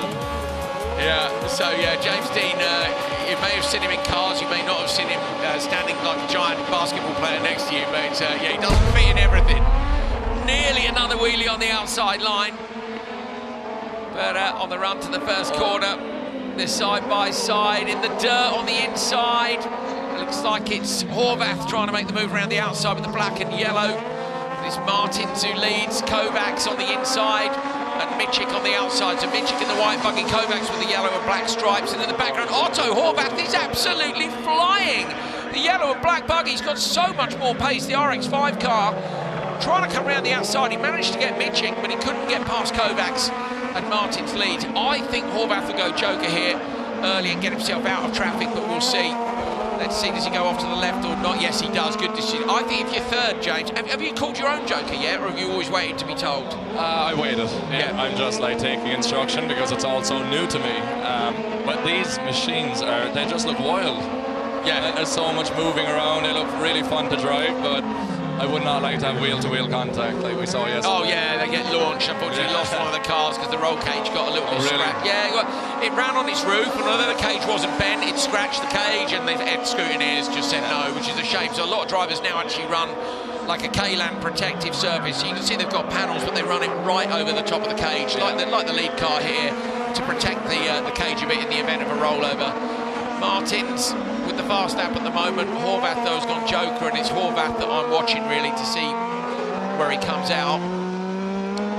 Sideways for Martins through the gravel. Gravel's pretty clean now, I gather. Very clean. It's honestly like a circuit, to be honest. Unless you just cannot put a wheel, you know, wide or off because you lose all grip. But on the line, it's really clean. Fantastic stuff. Hal Ridge has made it back to the commentary box. James, I know you want to go and prepare for the semi-finals. Hal, he's been great fun. He's loving rallycross. Good. And who doesn't? Exactly. I've always loved it. It's just now I have my first proper experience. Now you need a supercar. The trouble is, the moment I drove a supercar for the first time, I had a message when it was announced from Derek Toll saying, I can't repeat what he said, but it was basically like, you're gone. Like, once you've driven a supercar, nothing else compares. So. Yeah, I know, I'm ready for that already, I think. He is, which I'm trying to persuade to come to Jakarta, Hal, but good show, yeah. Yeah, we'll see. You never know. The very best luck. Thank you so much for joining us. Yeah, it's been very fun, and we'll catch up in a few hours. Yeah, we'll be watching, mate, commentating. Put on a show for us, all right, and for your home fans. I will. Thank you. James Dean, what an absolute gentleman. Thank you, mate. Best of luck this afternoon. James heads off. We'll see you later, mate. I just tried queuing up for an ice cream, but the queue's massive. I thought, mate, three ice creams would have been mint, wouldn't it? That would have been great. James probably doesn't eat ice cream. He's far too much of an athlete. Oh, I don't know about that. Whoa, big move up the inside for Horvath at the end of the straight on Michik. Great move. He's in the very quick on RX5 the straight category. out. Unbelievable. On the first, he had a terrible start. Drove past someone on the start, finished straight. Really quick. Into the Joker for Biķernieki. Sideways on the tarmac line. Super close between Martins and Horvath. Horvath's on an absolute flyer here. Looks to the outside in the final corner. Won't get the undercut though because the traction just isn't there in the RX5 machines. Driving to the line in this first RX5. Hopefully it's the first RX5 race, I'm not actually sure, but Martins takes it. It is the first RX5 race, isn't it? I haven't got a clue how, to be honest. You've been commentating. I've just been to pick up the intermediate standings for RX1. Yeah, I think it is. Yeah, well, it still says Gurklis on the timing screen, so that doesn't help either. Everything's fine. Flavio Martins takes it, yeah, from Otto Horvath, Kovacs and Marek Biķernieki. You excited about the quarterfinals? I'm getting excited about it already. Think it's going to be carnage? I kind of forgot we had quarterfinals. I was in the paddock going, oh, we've got a bit break now. Oh no, quarters. Yeah, quarterfinals.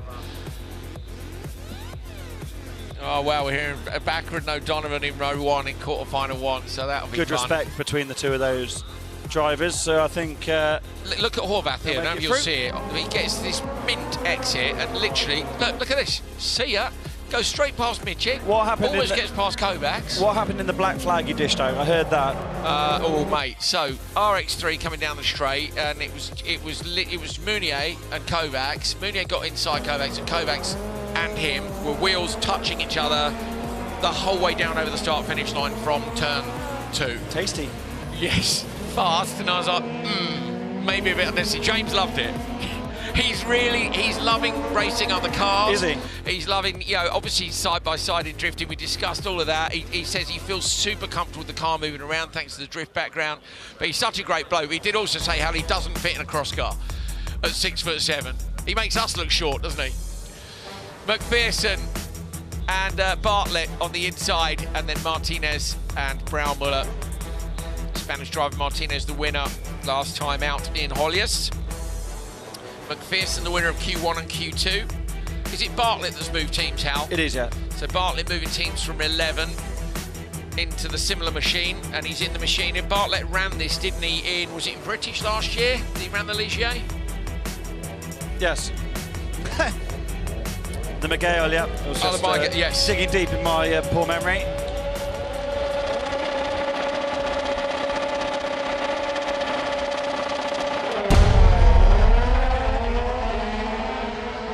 Start again on the inside, but a good start from slot number 4, getting into the inside. Braumüller or Martinez? I think it's Braumüller, I'm not sure. It is, yeah, Braumüller out front, followed. Bartlett and then McPherson.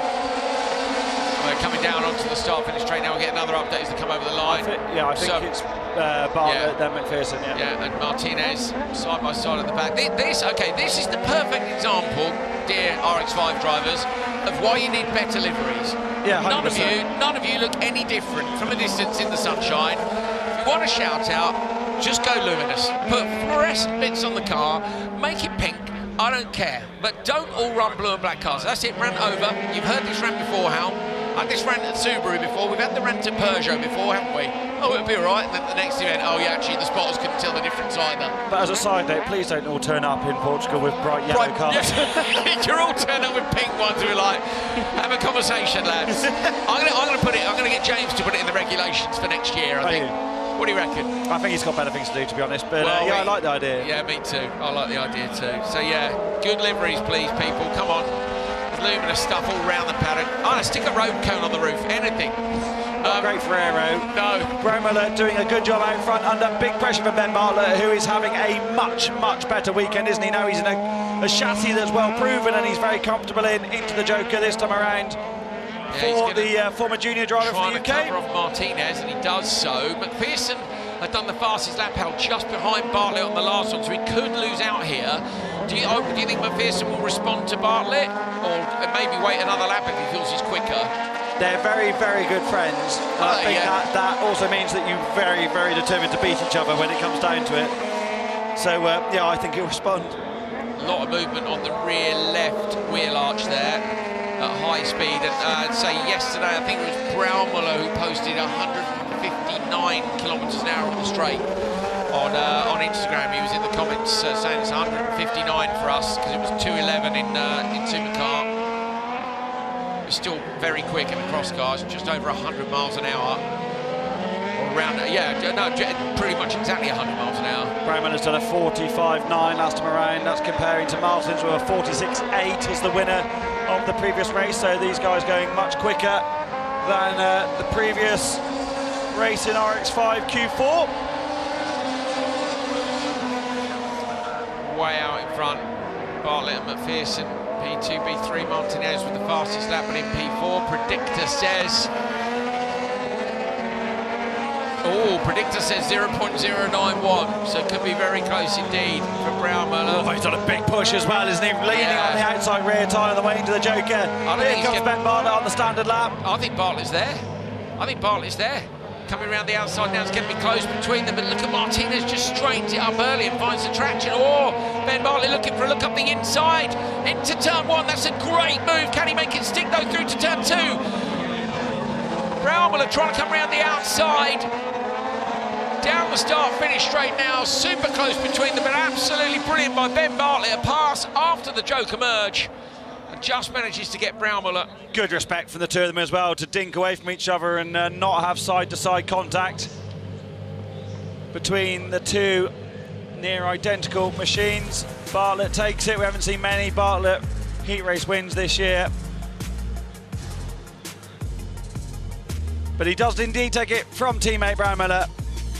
Currently top of the order. Sorry, Hal, our audio engineer has just turned up with an absolutely massive ice cream list in the back. Look how pleased with himself he is.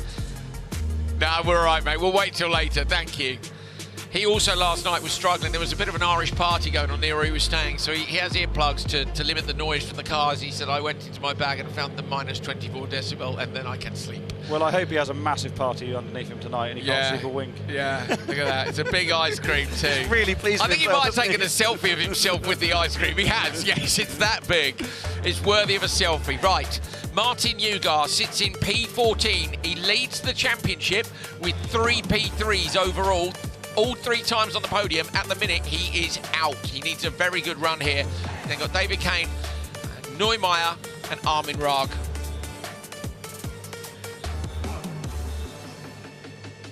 So who's missing? Yeah, the heats have been rearranged since we were given the grid sheet. Oh, there's something going on the grid here as well. That's some of the start line crew here at Mondello Park. Isn't it? No mechanics after the first pre-grid here. Not that the mechanics will be allowed on the grid anyway, but they're certainly having a look. So what are they looking at? Is there maybe a leaking fluid? Just behind him, you can see the jump start sensor.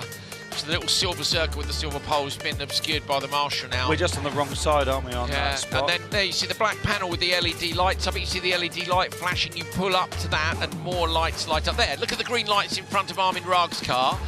On that panel, that tells him exactly how close he is to the jump start sensor. So as you pull up, if you've ever tried to pull any kind of race car with a marshal just going, yeah, come on, mate, forward a bit.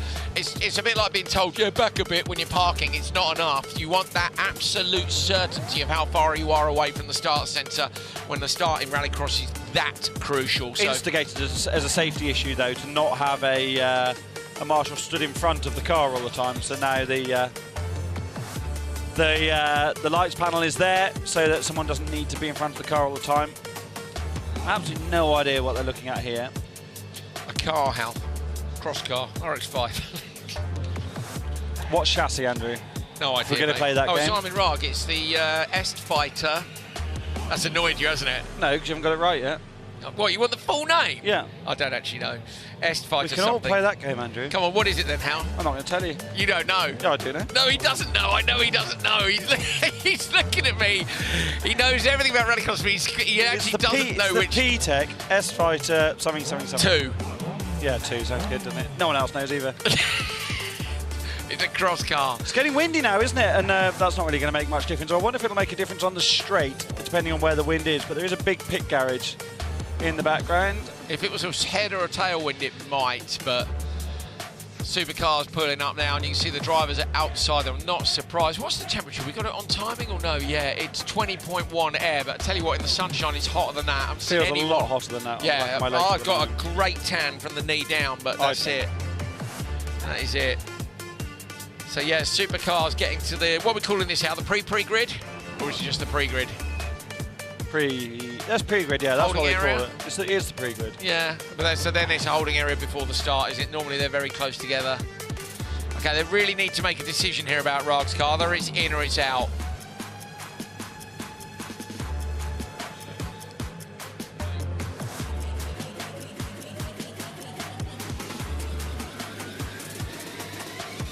O'Donovan shutting the door and pulling the safety harnesses around the outside. Now he's going to pull his shoulder harnesses on tighter. So these have been released. Look, Patrick's... He's reversing out of his tent, isn't he? Look at the people in the background. We can hear it actually just off to our left. I wouldn't say he was in a flap there, but clearly they've had to leave in a bit of a rush because he was... but there's not a lot of time, and OC Baby was not keen on chatting to us with only 17 minutes before they were due to leave the No, I awning. understand that. He didn't look that happy either. Obviously, he's a bit disappointed not to have the pace. And he's in the first quarter. Most of the supercars are already in the pre-grid. Yeah. Mind you, the 6-minute rule has been discounted this weekend because of the whole pre-grid situation. Pre-grid, the 6 minutes has been discounted for quarters since Hungary, but it's Yes, also the same for the semis and final. Yeah. So a modification to it. That's all to do with if they don't arrive within 6 minutes. That's Patrick O'Donovan's team. That's Patrick's sheep. He hates it when we call it a sheep. It's a ram, isn't it, Hal? It's not. It's a sheep. Now the girls won't. They'll see a lot of cameras in the paddock. I don't know whether they'll know they're on television or not, but we'll tell them when we get back over there. They're here to sell T-shirts and help fund Patrick's Turn 1 antics. There is Patrick, looking pretty chilled.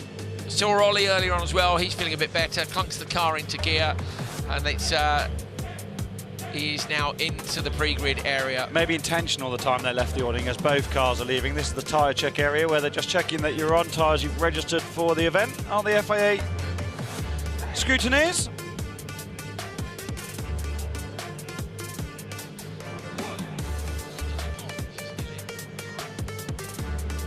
Right, we're getting ready for the final race of RX5 qualifying. Then we'll be on to the quarterfinals for RX1. Remember, there is Armin Rag's car. Come on, lads, we're either going or we're not. So there's lots of hand signals going on down here, but this is getting silly now. There's drivers sitting in European supercars waiting. Patrick's wondering what's going on as well. He gets a thumbs up.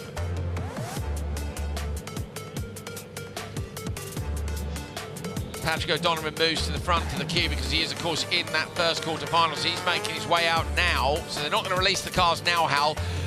Maybe that's what the issue is. He's getting the cars out for quarter-final 1 into the holding area at the back of the grid because they use a part of the circuit. So if Patrick was late... No, he looks like his first car out there. Well, anyway. He'll be on pole, won't he? No, second with Andreas Bakkerud. OK. Final race of qualifying. RX5, Nyirád on the pole on the inside. He's not in the semi-finals at the minute, and he needs to scratch his way in because he is third, leading the championship with 3 times P3. DQ'd, of course, from Q1 if you missed it yesterday. So Nyirád, everyone else squabbling, that's fallen right into Nyirád's hands on the inside. Claims the piece of track he wants, which is off that concrete strip, and he gets the whole shot. So Martin Nyirád into the lead here. And he needs a nice time how to get himself up there.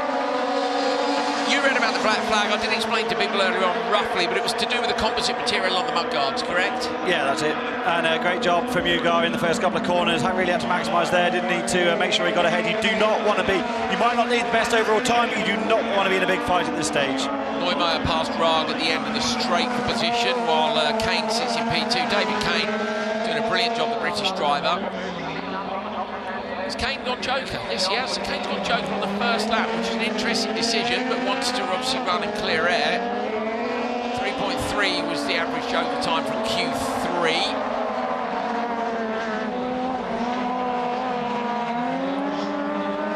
Nyirád leads. Neumeier and Rag a little bit sideways behind him. Let's see what Nyirád's lap times are like. 45.8 compared to 46.2 and 46.7, so Nyirád is stretching the gap over the car behind him immediately. David Kane, meanwhile, with the joker. similar split for the later part of the lap.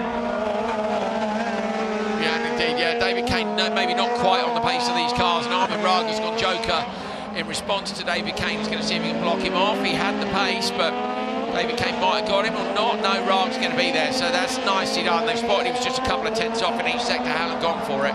Kane was on a massive run of wins in the British Rallycross Championship, the Motorsport UK Cross-Car Championship runs within Five Nations PRX and the BTRDA Series last year. And yeah, not a surprise to see him running with the best in European Rallycross in RX5. Nyirád back in the car in nicely, clearly very comfortable in that chassis, isn't he, the TN11?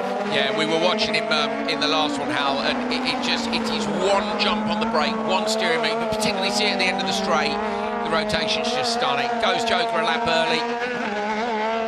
Nyirád goes in as well, and this will be try and cover Raag. Pushing hard, Raag might get the overlap here, so Armin Raag's done a good job. He's going to get alongside Nyirád, tries to give him a squeeze, but Raag's already inside. You can always tell when Raag's on a push. The car's got such attitude in it. It's like the old speed car wonder, isn't it, where you could just see when it was on the ragged edge. Yeah, and behind him Nyirád as well, and the lock stops into turn 2. Great fun. Oh, and he's having a look. Nyirád pulls out of the slipstream and Raag just blasts past him. So maybe that big rear wing on Raag's car is not the ticket when he got a car right behind. Could just be outright top speed difference, but just drove past him. And now Raag trying to do the same again to him. Yeah, not down there, maybe. There isn't room for two cars through that next corner, is there? It's tight through there. Maybe I'd like to see that opened up, actually, in the future, running in this direction. Raag sideways towards the wall, gets all gathered. Yeah, that's a good shout, Hal. That's a great shout to allow you to carry side by side right up to the joker split. Yeah, that'd be great, wouldn't it? Yeah, because then some of those decisions will be made, won't they, based on which side of the road you're on. It'd be a last-minute thing. I'd actually open up the entry and the exit. Ah, me and Hal Ridge are making modifications to the track. I like that. I'm sure Roddy at Mondello Park won't be delighted at that to get through. Sorry, the weekend. mate. Nyirád's done it, and it is not enough. Bartlett takes the session. Great job for Ben Bartlett.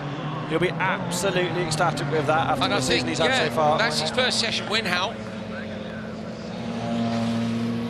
Yeah, so Ben Bartlett with his first session win after 2 session wins for Terry McPherson. So 3 out of the 4 sessions have gone to British drivers.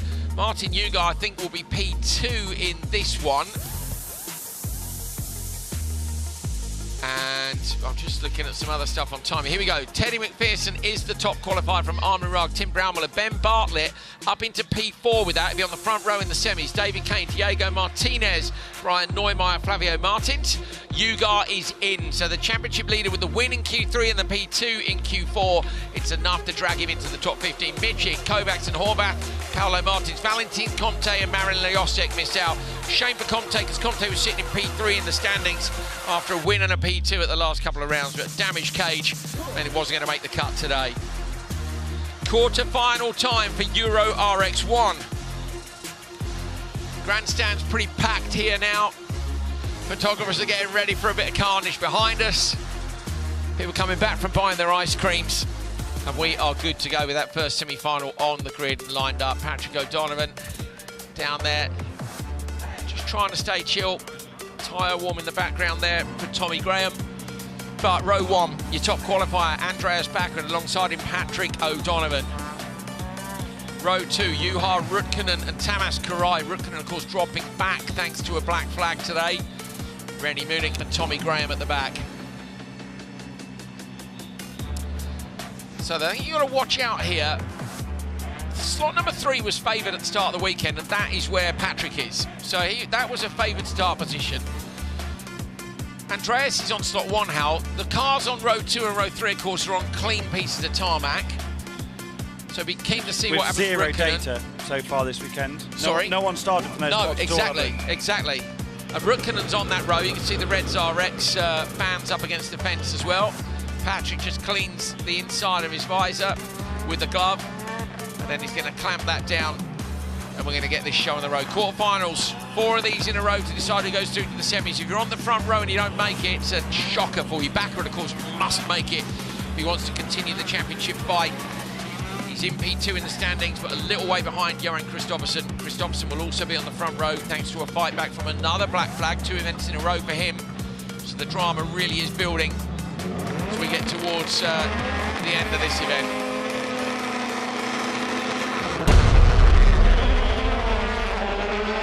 got a better start than O'Donovan. Rukkinen's had to slow it, can't get out because Karai wants to go around the outside, but Karai's there and he can't. Karai will try and hold on for the inside line. Rukkinen gives him a little squeeze. Karai inside. Rukkinen's going to end up P4 if he's not careful. Karai gives Patrick a little nudge at the back. Rennie Munich has gone past Rukkinen as well. So Johan Rukkinen's got some work to do here, but it's a great start by Andreas Bakkerud. A lot of contact into the rear. Bakkerud O'Donovan in the first couple of corners from Rukkinen and Karai. Karai did a great job to get alongside Rukkinen as Rukkinen tried to force the issue to get up into the top three. As you say, Andrew, Rukkinen needs to get going here. Rennie Munich, I'm sure, won't put up a massive fight. Rukkinen has to joker at this stage. I think he's got great pace on. And he's gone, yeah, he has gone. The joker indicator tells you he's gone. O'Donovan's onto the back of Bakkerud. So what happened to Andreas? Because he had a much bigger gap than that at the end of the straight, Hal. Much bigger. Andreas has been good out of that second corner and then down the straight all weekend, but O'Donovan was much quicker than Andreas in some areas. Remember in that Q3 race they had earlier on? It was about 8 car lengths on the road when they went into the braking zone on lap 1, so something's happened on that first lap for Bakkerud for me. 0.4 of a second Patrick took out of Bakkerud in the middle sector last time around. So that's this section here, yeah? Bakkerud's taken a couple of tenths back the other way. O'Donovan's taken a tenth back towards him again. These two are closely matched this weekend. There's a big bump there, do you see, on the right-hander, which we haven't seen until that onboard. I'd wondered why the drivers were setting it up so wide on the way in. I wonder if the bump's affecting the line through the corner. Yeah, I think that bump's always been there. Yeah. It's just where we're not seeing it, are we? Because we weren't on board. Now we've seen it. Interesting. When the circuit runs the other way, that compression really upsets the cars going into the loose on a traditional Mondello layout. So Rukkinen has jokered, which, as Hal said, is the right thing to do. And remember, this is about the battle for the top 3. So at the minute, really, if I were Karai, I'd be going, but has he got enough of a margin? I think he has at the minute at 3.8. If I was David Mansfield, I'd joke to Patrick now, get him out from behind Bakkerud, cover off Rukkinen. Yeah, he hasn't, so let's see whether Karai goes. I'm wrong, because Karai's fallen back a lot. He's gone, Karai's gone, so Karai's gone in. This is to cover Rukkinen on the standard lap. Here comes Johan Rukkinen now. It's going to be very close between them. Johan trying to come around the outside, and he does. He opens up the steering, opens up the throttle. That's a brilliant exit from the standard lap for Rukkinen, and he gets the position of Karai. Karai lost quite a bit of time in that lap to Patrick. He lost lost about 6 tenths in that lap. So I was wrong, because you can't afford to fall into that traffic with Karai. I felt that Karai was a bit closer. Patrick would drop into the gap. Doesn't matter now, does it? And O'Donovan will definitely try and mix the strategy up against Bakkerud here. Bakkerud's got 42.1 on that last lap, 4 tenths quicker than O'Donovan. Into the joker for Patrick O'Donovan on the penultimate lap. Now this is going to be a push lap from Andreas Bakkerud, like we saw earlier on. O'Donovan's so good at squaring off the exit of the joker, drives up the hill, miles ahead of Johan Rukkinen. So Bakkerud by 4 seconds from Patrick. They come past us now. See what the lap time's like for Bakkerud. Does a 43.3, so he's only 2 tenths off what he did before. But if this was, oh no, Patrick's dropped it at the end of the straight. Patrick's dropped it on the brakes. He has to light the throttle up again. He ran deep, and then all 4 wheels smoking. So dropped the gap's gone up. Second to Andreas Bakkerud in that corner alone. That's going to be enough for Bakkerud to come out in the lead. Easily in the lead. And look, Patrick would have been so close. Hal, I get it though. It was a push lap, wasn't it? It was a push lap. Andreas Bakkerud through turn 1 and through into turn 2. O'Donovan going to go with him. Rukkinen has done well here to come back off a not great start and get himself through. Checker flag is out. We're going to get our first 3 semi-finalists. Andreas Bakkerud will go through as the top qualifier. Patrick O'Donovan and then Johan Rukkinen. Notice how careful the top 3 drivers were through the final corner, turn 2 as it is on the first lap, just to stop overheating the tyres. You're in your position, don't light them up, just don't put any more stress through the rubber. Yeah, there's only a certain number of laps at flat out pace. Tommy Graham going to cross the line. Shout for Tommy Graham, great to have him here. Such an experienced driver in the Irish Rallycross Championship, and yeah, what an experience. I'm sure he was here last time Euro RX was at Mondello Park, and brilliant for him to be here this weekend in his 4th Fiesta. But Andreas Bakkerud in another Fiesta takes the first quarter-final victory ahead of O'Donovan, Rukkinen, Karai, Munich, and Graham will go no further. 1 quarter-final done. 2 of our front runners through in terms of the championship, Rukkinen and Bakkerud. Patrick, of course, had a bit of a problem last time out in Sweden. Dropped down the order thanks to not making it out of the quarter-finals. Contact in the rear of O'Donovan there into turn 1 and into 2. And then Karai thought, I'll have a nibble of that bumper as well. I'll finish it off for you. That was Rukkonen on the way into it, wasn't it? Yeah, Munich up the inside. Maybe that's why he gave the place up, Hal. He thought, I don't want another black flag. Don't want to be collecting those. Look at Bakkerud. When you're on board like that and you see the rotation, it's just great, isn't it? And that's why Rukkonen could joker really cleared Tommy Graham on the straight, and Tommy was never going to fight that too hard. He's got a good idea on where the pace is and his position in this race.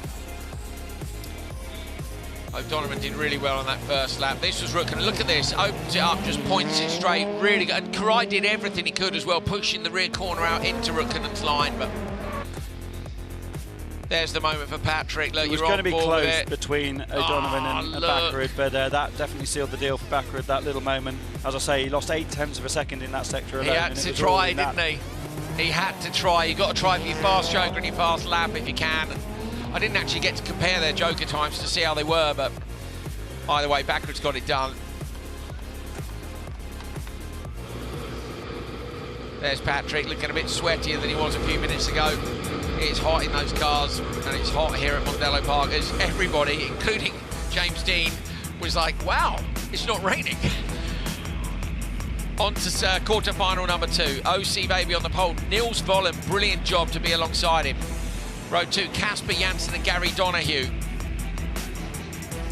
And then Michael Leonard and Shane Murphy. So 3 Irishmen in this. Michael Leonard, as we've said many times this weekend, was the lap record holder, the black and orange Audi, and has shown great pace, but was unlucky to get that black flag in Q1, which sees him down where he is. It was actually with a contact with Casper Janssen, who's ahead of him on the grid.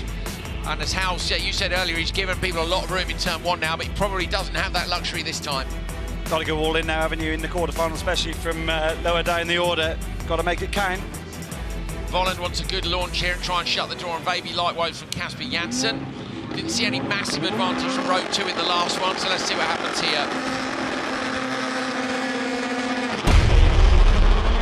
Great start by Murphy on the back row, it looked like, but from the drone we can see side by side the run to the first corner. Casper Janssen is trying to get inside Nils Vollen. Vollen's got the line though. Contact between Leonard and Donoghue forces Donoghue out wide, but Leonard's up the inside of Casper Janssen on the exit of turn 2. How much legs are there in the Audi from Mounier? Competition does get up the inside of Casper Janssen. Great job from Mikko Leonard. Into P3, so at the minute he's booking himself a slot in the semi-finals. Donoghue wide on the way into the tight corner that goes onto the loose turn 4 here at Mondello. Janssen can't joke it yet because of the traffic behind Murphy into the alternative extra route.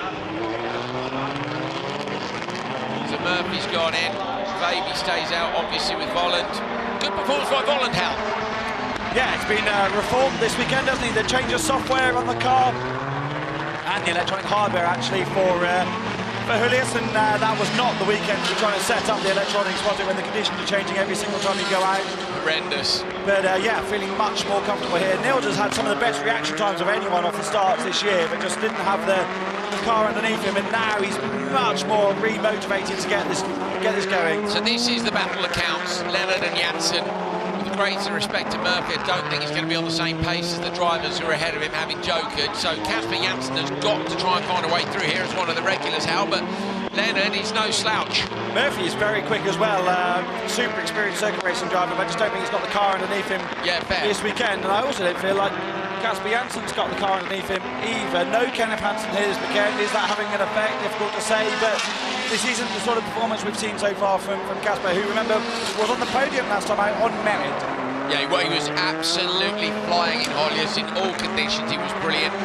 Volland, Leonard, Janssen. I'd say Leonard might be getting closer at this rate. What's his lap time compared to Volland in front of him? Yeah, 42.8. He's quicker. Quicker on the second lap by 2/10. First lap, Volland edged him a bit, but now he's coming under increasing pressure from Casper Janssen. Janssen, I might have gone joker there, Hal, if I'd been on Janssen's squad. Yeah, especially with Donoghue being a bit behind. I didn't really understand why Janssen stayed out and in the traffic. Still got another lap to mix the strategy up. Leonard could decide to dink in late. There is a possibility to do that here if you're trying to defend. And that's exactly what we saw it earlier on in Motorsport categories. People going off and trying to mug you by making you think they're going to go joker and then do or don't. So let's see if Leonard goes. That could scupper Janssen's plan. The thing is, here you've got more laps to choose from. He doesn't, and Casper does. He's not actually as close as he was on the previous lap. This will be a push lap now from Leonard. Really, he needs Volland to get a wriggle on to get up the road. Casper's going to come out easily in front of anybody else, and he actually gets lucky because Donahue goes jogging behind him as well, although he wouldn't have been close enough. So Donahue and Murphy out of this unless there is a problem, and the race is on for this man. Michael Leonard racing at home in Ireland. A lot of understeer in the Audi through turn 2. Keeping an eye on that gap between them.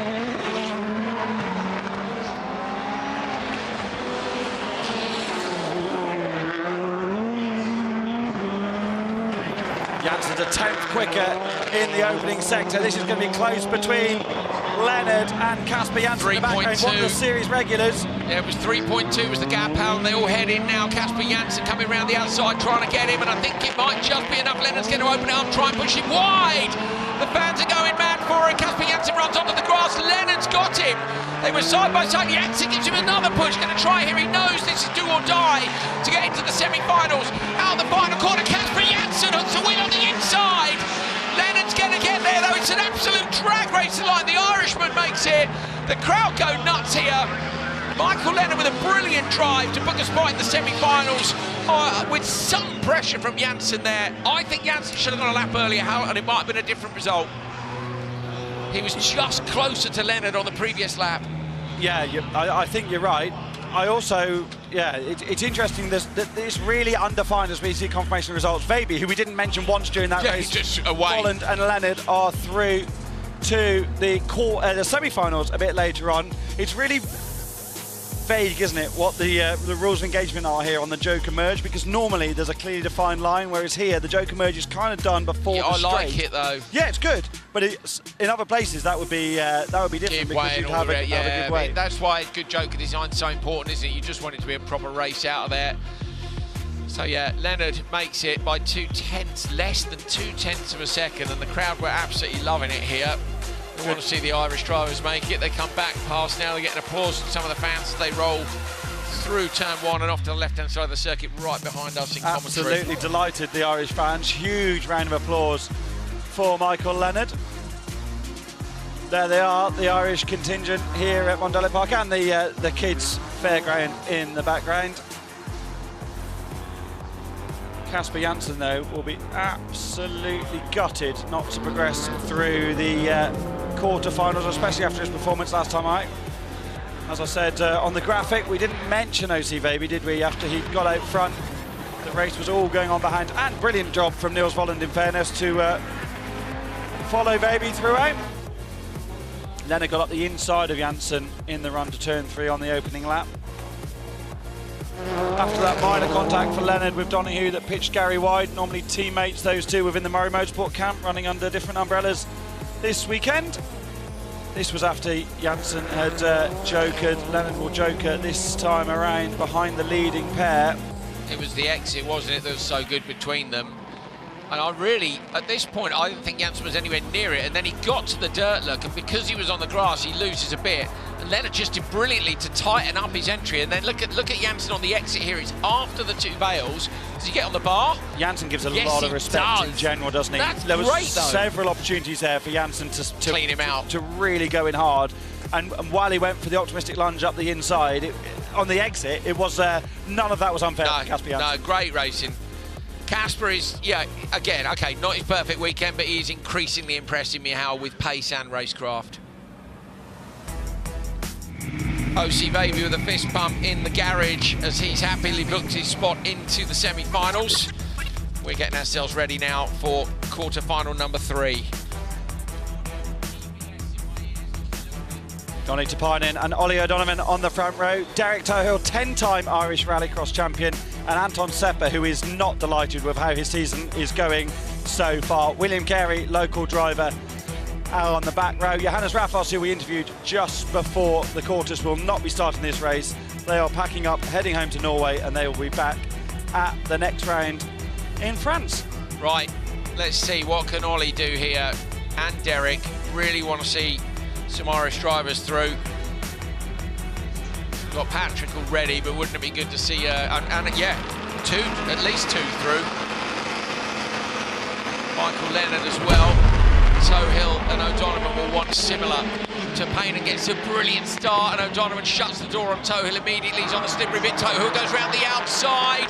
O'Donovan runs the Peugeot deep to cover off the similar machine behind. It is Tappanen, Ollie O'Donovan and Derek Tohill as we exit turn 2. Anton Sepper's season quite kind of summarised by dropping to the back of this quarter-final early on. Bit of smoke from the front of Tappanen's Ford Fiesta.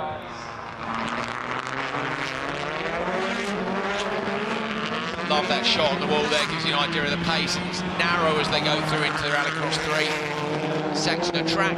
Who's going to go Joker here in the background? Has anybody peeled off? Sepper's gone in the background. Yeah, wise decision, I think, especially Kerry's got great pace. Normally in the Irish Championship, the Sepper won't really be aware of Kerry's pace, and when you're at the back, you may as well go into the Joker. Kerry dropped a wheel there, Hallam. The crowd on the back behind us heard it before, saw it and made a noise before we saw it. They were, ooh, it's great hearing them, isn't it? Such a brilliant atmosphere here. Beautiful weekend as well for Tappanen with a locked wheel there at high speed when he just changed direction. Exactly the same happened on the opening lap as well. 42.6 for Tappanen, quickest lap so far. I think the last one was a 42.3 from Baby. And then we've got the quick laps available from the previous quarter. So I'm looking at front rows, Hal. What have we got so far? Obviously we've got Baby and we've got Bakkerud, haven't we? O'Donovan ran a wheel in the dirt there on the exit. Need to keep it neat and tidy there, not to lose any time. Yeah, at the minute we're looking at Baby, Bakkerud, Tappanen, and then I've got to be honest, probably Kristoffersson. Kristoffersson, having qualified in 4th, for me has actually ended up with the easier quarter-final. Which in theory he should, because that's all the people who were 4th of each of their positions. It takes a lot to explain it on air, but yeah, it's the P4 one in theory should be the better one, depending on where people are. Such a clean line now across the loose in both of the sections. Tappanen will be managing this gap as well at the front. There's absolutely no need for him to be smashing in lap records, but he's still going pretty quickly, only 3 tenths off. Sepper's got Carey House, sorry, just as we see that. Go on. 3 tenths off OC's best, so he's got a bit of a wriggle on, yeah. Front right again, Hal. Did you see that? Yeah, from further back. Every lap, isn't it? Yeah, but from a long way out, that's not a locked wheel there then, is it? There's something going on with the speed he's doing. Maybe it's just the wheel arch liner and that speed is being blown into the inner arch or something. Could be the mud flap under braking. Yeah. You just don't know. Tappanen stays out, so does O'Donovan. Is Tohill going to go and cover off the cars behind? Because yes, he does. This is sensible because you're booking your spot in the semis. Yeah, good decision from the PartsForCars RX team. Tohill, a big sponsor of this event. And now I'm sure O'Donovan will respond, or he has to respond anyway on the next lap, because it's the penultimate tour. That smoke getting more aggressive off Tappanen's car. Ollie O'Donovan drove this Peugeot 208 for the first time here last year in the British Championship in October. Qualified on the back of the grid for the final and drove through the field to claim a victory. We just looked so on with the car that weekend, and this is the first time I've really felt that he's looked super comfortable in the Peugeot again here. Final lap, Tappanen leads from O'Donovan. They go through the Joker and come out. Tohill are going to get B3 as well. So how by our standards, these are pretty sensible quarterfinals. Disappointingly. Tappanen comes out the last corner. Great to see him take it. He'll be on the front row, but also brilliant to see Ollie O'Donovan and Derek Tohill both go through at home here in Ireland. And the crowd here have now got 4 Irish drivers through to the semi-finals. So that's a third of the semi-finals is Irish. Brilliant. Still got John McCluskey in the last one, who could potentially make it 5. Confirmation of the result. Tappanen takes it from Ollie O'Donovan. Ollie only being 2 seconds back. That's actually really impressive as well. Derek Tohill, some further 2.8 seconds off the back of O'Donovan, but the Irish flags, 2 of them going through. As we said, Sepper and Carey are out. Bit of management, I think, from Tappanen. Yeah, on the last lap, just chill. So far we've had the P1, 2, 3 cars go through from semi-1 and semi-3. Only Michael Lennon has gone through from further down. He came through from the back row, so it is from possible. 18th at the end of qualifying, yeah. so that's a great salvage job from Leonard. It effectively climbed up to P12, hasn't he, at the end of the quarters. When you think as well, Hal, he had a black flag in Q1 and a DNF in Q3. He's actually done brilliantly. Yeah. Proper fighting performance. Oh, go on, Ollie, a bit. Maybe a bit more habit than he would have liked at that point, to be honest. I think you're right about Tapainan as well, just easing off on these last few corners.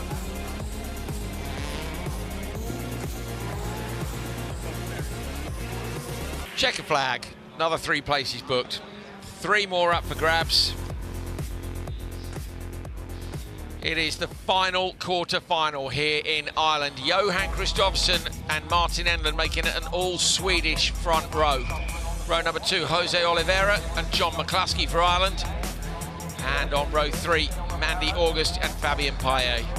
Now, Paillet, you'd put some money on here, making it through to the semis if they had the car sorted. Hal, you had a chat with him earlier. What's your betting? They've no idea, to be honest. They're still trying to find a problem that they don't really understand. But, yeah, why not send it around the outside in turn 1, beat Johan Kristoffersson and set a lap record. Go for it. I'd be tempted if I was him, if they've got an issue with the launch, we don't really know what all the issues are, to just get away from the line with a normal start, but he does get away. Paillet at the back of the grid, but at the front of the grid, Kristoffersson's blown them away. Oliveira on the inside of Enlund as they get to turn 1. Enlund didn't see him, turns in, gets onto the grunt and holds on. It's McCluskey in the Honda, nearly picked on the back of Mandy August, goes inside August here. They'll be side by side in the straight as Enlund just pulls in front of Oliveira. And at the back of that pack, Fabien Paillet is circulating here. If he can get the lap times in the McGann, he might just scrape a place in the semis and get another 6 laps to try and figure out what the problem is with that car. And hope that some of this not fall over each other, which at the moment has the potential to happen, doesn't it? Although Enlund's put a little bit of a gap on Portuguese driver Oliveira at the moment. I wonder if August might go to get out of traffic here. Where's the split? Who's going to go? August? No. Paillet, good decision. If she didn't go, that's perfect. Now, the problem he's got, Hal, is he needs them now to go, doesn't he, to get out of the way. He's got good pace in the car there, hasn't he? As Kristoffersson's already out of shot before we see the second place driver after just 1 lap. The gap is 3 seconds at the last split. They're going to cross the line to completely open lap. Fastest lap of the quarter-final so far from Johan Kristoffersson. 3.7 seconds the margin he's pulled in just 1 lap of Mondello Park here against Martin. He's just, I know, our heads have dropped in commentary. Johan, we're big fans, but come on, make a fight out of it. We did say, I felt this was a stronger quarter-final for him than some of the others. Has McCluskey or August gone for the split? No, they have not. They haven't. Paillet's looming large in the background. If Paillet can get on the back of Mandy in the next couple of corners, they've got good pace in that McGann. Maybe well, at the minute he's lunge into T3. At the minute he's got the overlap on August, but not on McCluskey. And both of those are relevant, aren't they? Yeah, definitely on Oliveira.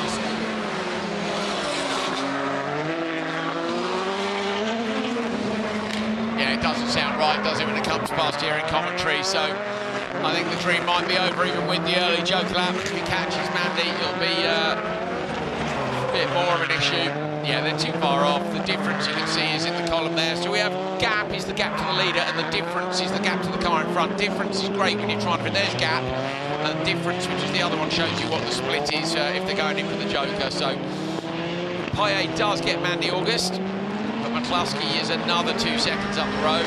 They are worried about the engine in the McGann as well, because a constant misfire doesn't do the engine any favours at all. So it's tricky. Hauser and Alyssa as they come by. The Honda and now the McGann. Locked wheel from Oliveira. Oliveira runs a little bit deep. Not a big mistake, but that's the sort of thing which hands a bit of time over. I don't think it'd be enough to get within range of Paillet, but McCluskey though is loitering in the wings, isn't he? The Irishman. Yeah. Hasn't jokered, but Johan Kristoffersson, look, he's just making this look easy. He's fully backed off now, not fully backed off. McCluskey's gone joker Hauser and comes out in front of Paillet, so that's a good decision, I think, just in case. Yeah, push lap now needed from John McCluskey in the Murray Motorsport machine to try and close the margin down on Oliveira. I hope Oliveira makes a mistake. Kristoffersson's almost the length of the straight, at least from the start-finish line. Ahead of Martin Enlund, both get to joker. It's mad, like we're seeing the front straight and he's on the back straight. Kristoffersson goes joker on the final lap. This is super easy for him without any technical issues. He has booked his spot. What's happening behind him? Enland and Oliveira, there comes the camera, lovely start from the team, and in the background in goes Enland and in goes Oliveira. Watch for McCluskey here, the gap was 3.7, not going to be close enough. So Enland and Oliveira have done a nice job as well. Fabian Paye and McCluskey not quite enough, so we have got 4 Irishmen through at least the semis. Johan Kristoffersson does Johan Kristoffersson things. Look at the background, they're nowhere near him. 3 seconds on the first lap. Kristoffersson is through to the front row of the semis. Enland going to cross the line for the same, and Oliveira as well. So it's going to be Tapainen and Kristoffersson, Bakkerud and Veiby as your front row starters, and we'll figure out where they are in what will be a very short break before we come back for the semis in a bit. I'm going to try and get the grid sorted for you before the end of the show so we can see who sits where. Kristoffersson takes the last quarter-final win. That 9.7 second margin doesn't really tell the story because he backed off a fair bit in the last couple of laps as well. So Martin Enland finished second, Oliveira through to the semi-finals. John McCluskey, Fabian Paye, Mandy August go no further. Great to have John McCluskey here in his home round, and actually I think had he not lost a bit of time in the opening couple of corners, maybe could have taken the fight to Oliveira, but didn't get the best of the starts. Mandy August got up the inside, and while those two were battling each other, McCluskey went around the outside of Oliveira. Oliveira then got in the side of Martin Enland. All very feisty indeed. McCluskey, though, side by side with August up the straight. Mandy just dinks out from that battle. Kristoffersson, though, miles out in front. That shot just tells the whole story, doesn't it? He's going to be very hard to stop. He's had 2 black flags in a row. You know what it did to him in Sweden, and it made him a bit motivated. And he doesn't really need any extra motivation, but he's had another one here. I mean, it helps us short. It's like a short-term gain, isn't it, Johan, having a penalty? Because we get excitement briefly, but it just makes him even quicker. At least we were excited overnight, weren't we, this time, until he came out in Q3. How do you make Johan Kristoffersson go faster? Give him a penalty and make him show that he didn't deserve it in his eyes. Then he'll try even harder. There he is. There he is. Yes, Johan Kristoffersson doing Johan Kristoffersson things. One of our favourite sayings, isn't it? But he really is. Black flag yesterday in Q2 and just has ended up smashing everyone in Q3 and in Q4 and in his quarter-final. Who's he going to be on the front row with? I'm not sure about that. Yeah, so we got the we got the grids. Let's have a look. Let's have a look. Nicely done in the TV truck. This is our relaxed position on the desk. The screen's down there if you're wondering. Let's take a look at the lineup then for what we got. Semi-final 1, we have indeed Tapainen on the outside, Bakkerud on the pole, O'Donovan and O'Donovan on row 2, Rukkanen and Tohill on row 3. So 3 Irishmen in the first semi-final, and Juha Rukkanen on the back row there. Ollie and Patrick can team up a little bit here. Bakkerud and Tapainen likewise. Which is a shame really when it comes to a big fight. Yeah, I want to see a bit of carnage. Yeah. Let's have a look then and see where's going to see.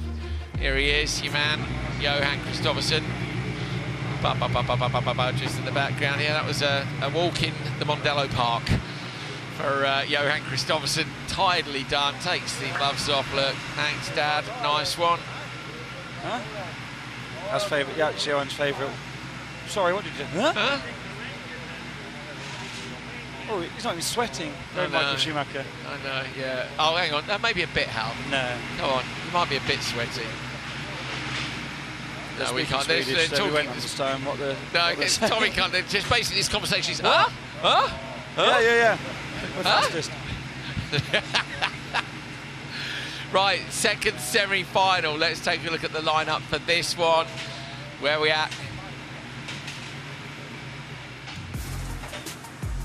Okay, on the front row, Johan Kristoffersson, but on the outside of his teammate Ola Christian Veiby. So front row, but will it be decided by team orders? We'll see.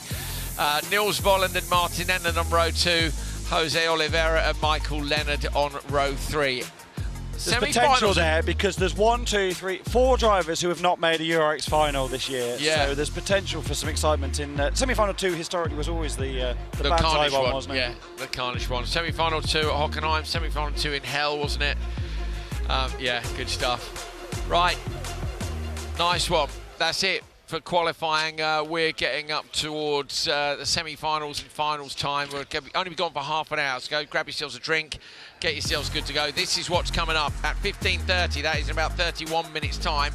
Open two-wheel drive, that's the local one. You see James Dean in that. We're really excited to see how he gets along with the likes of Jason Bleasdale, some of the regulars from British and Irish Rallycross. Euro RX5 semis, Euro RX3 semis, Euro RX1 semis. Then the open two-wheel drive final. Can James Dean take a win on his debut? Will he settle for a P2? RX5 final, Ugar, can he continue to hold on to the championship lead? RX4, that fight between Benazet and Mellon. Mellon looks dominant here. RX3, Mounier versus Gerkles, and RX1, anybody's money on who's going to make it through to the final. Are we going to see some of the Irish contingent in there? Will the teams play nice, or will it get dirty in the semi-finals? Join us in just half an hour to find out how. I can't wait. Me neither, it's going to be great. Marvellous. Right, you guys take it easy. Go grab yourselves a cup of tea. They're frantically cooling things off, fueling things up, doing tyre pressures. We're going to do something similar, and we'll be back in 30 minutes' time for the semi-finals. We'll see you then.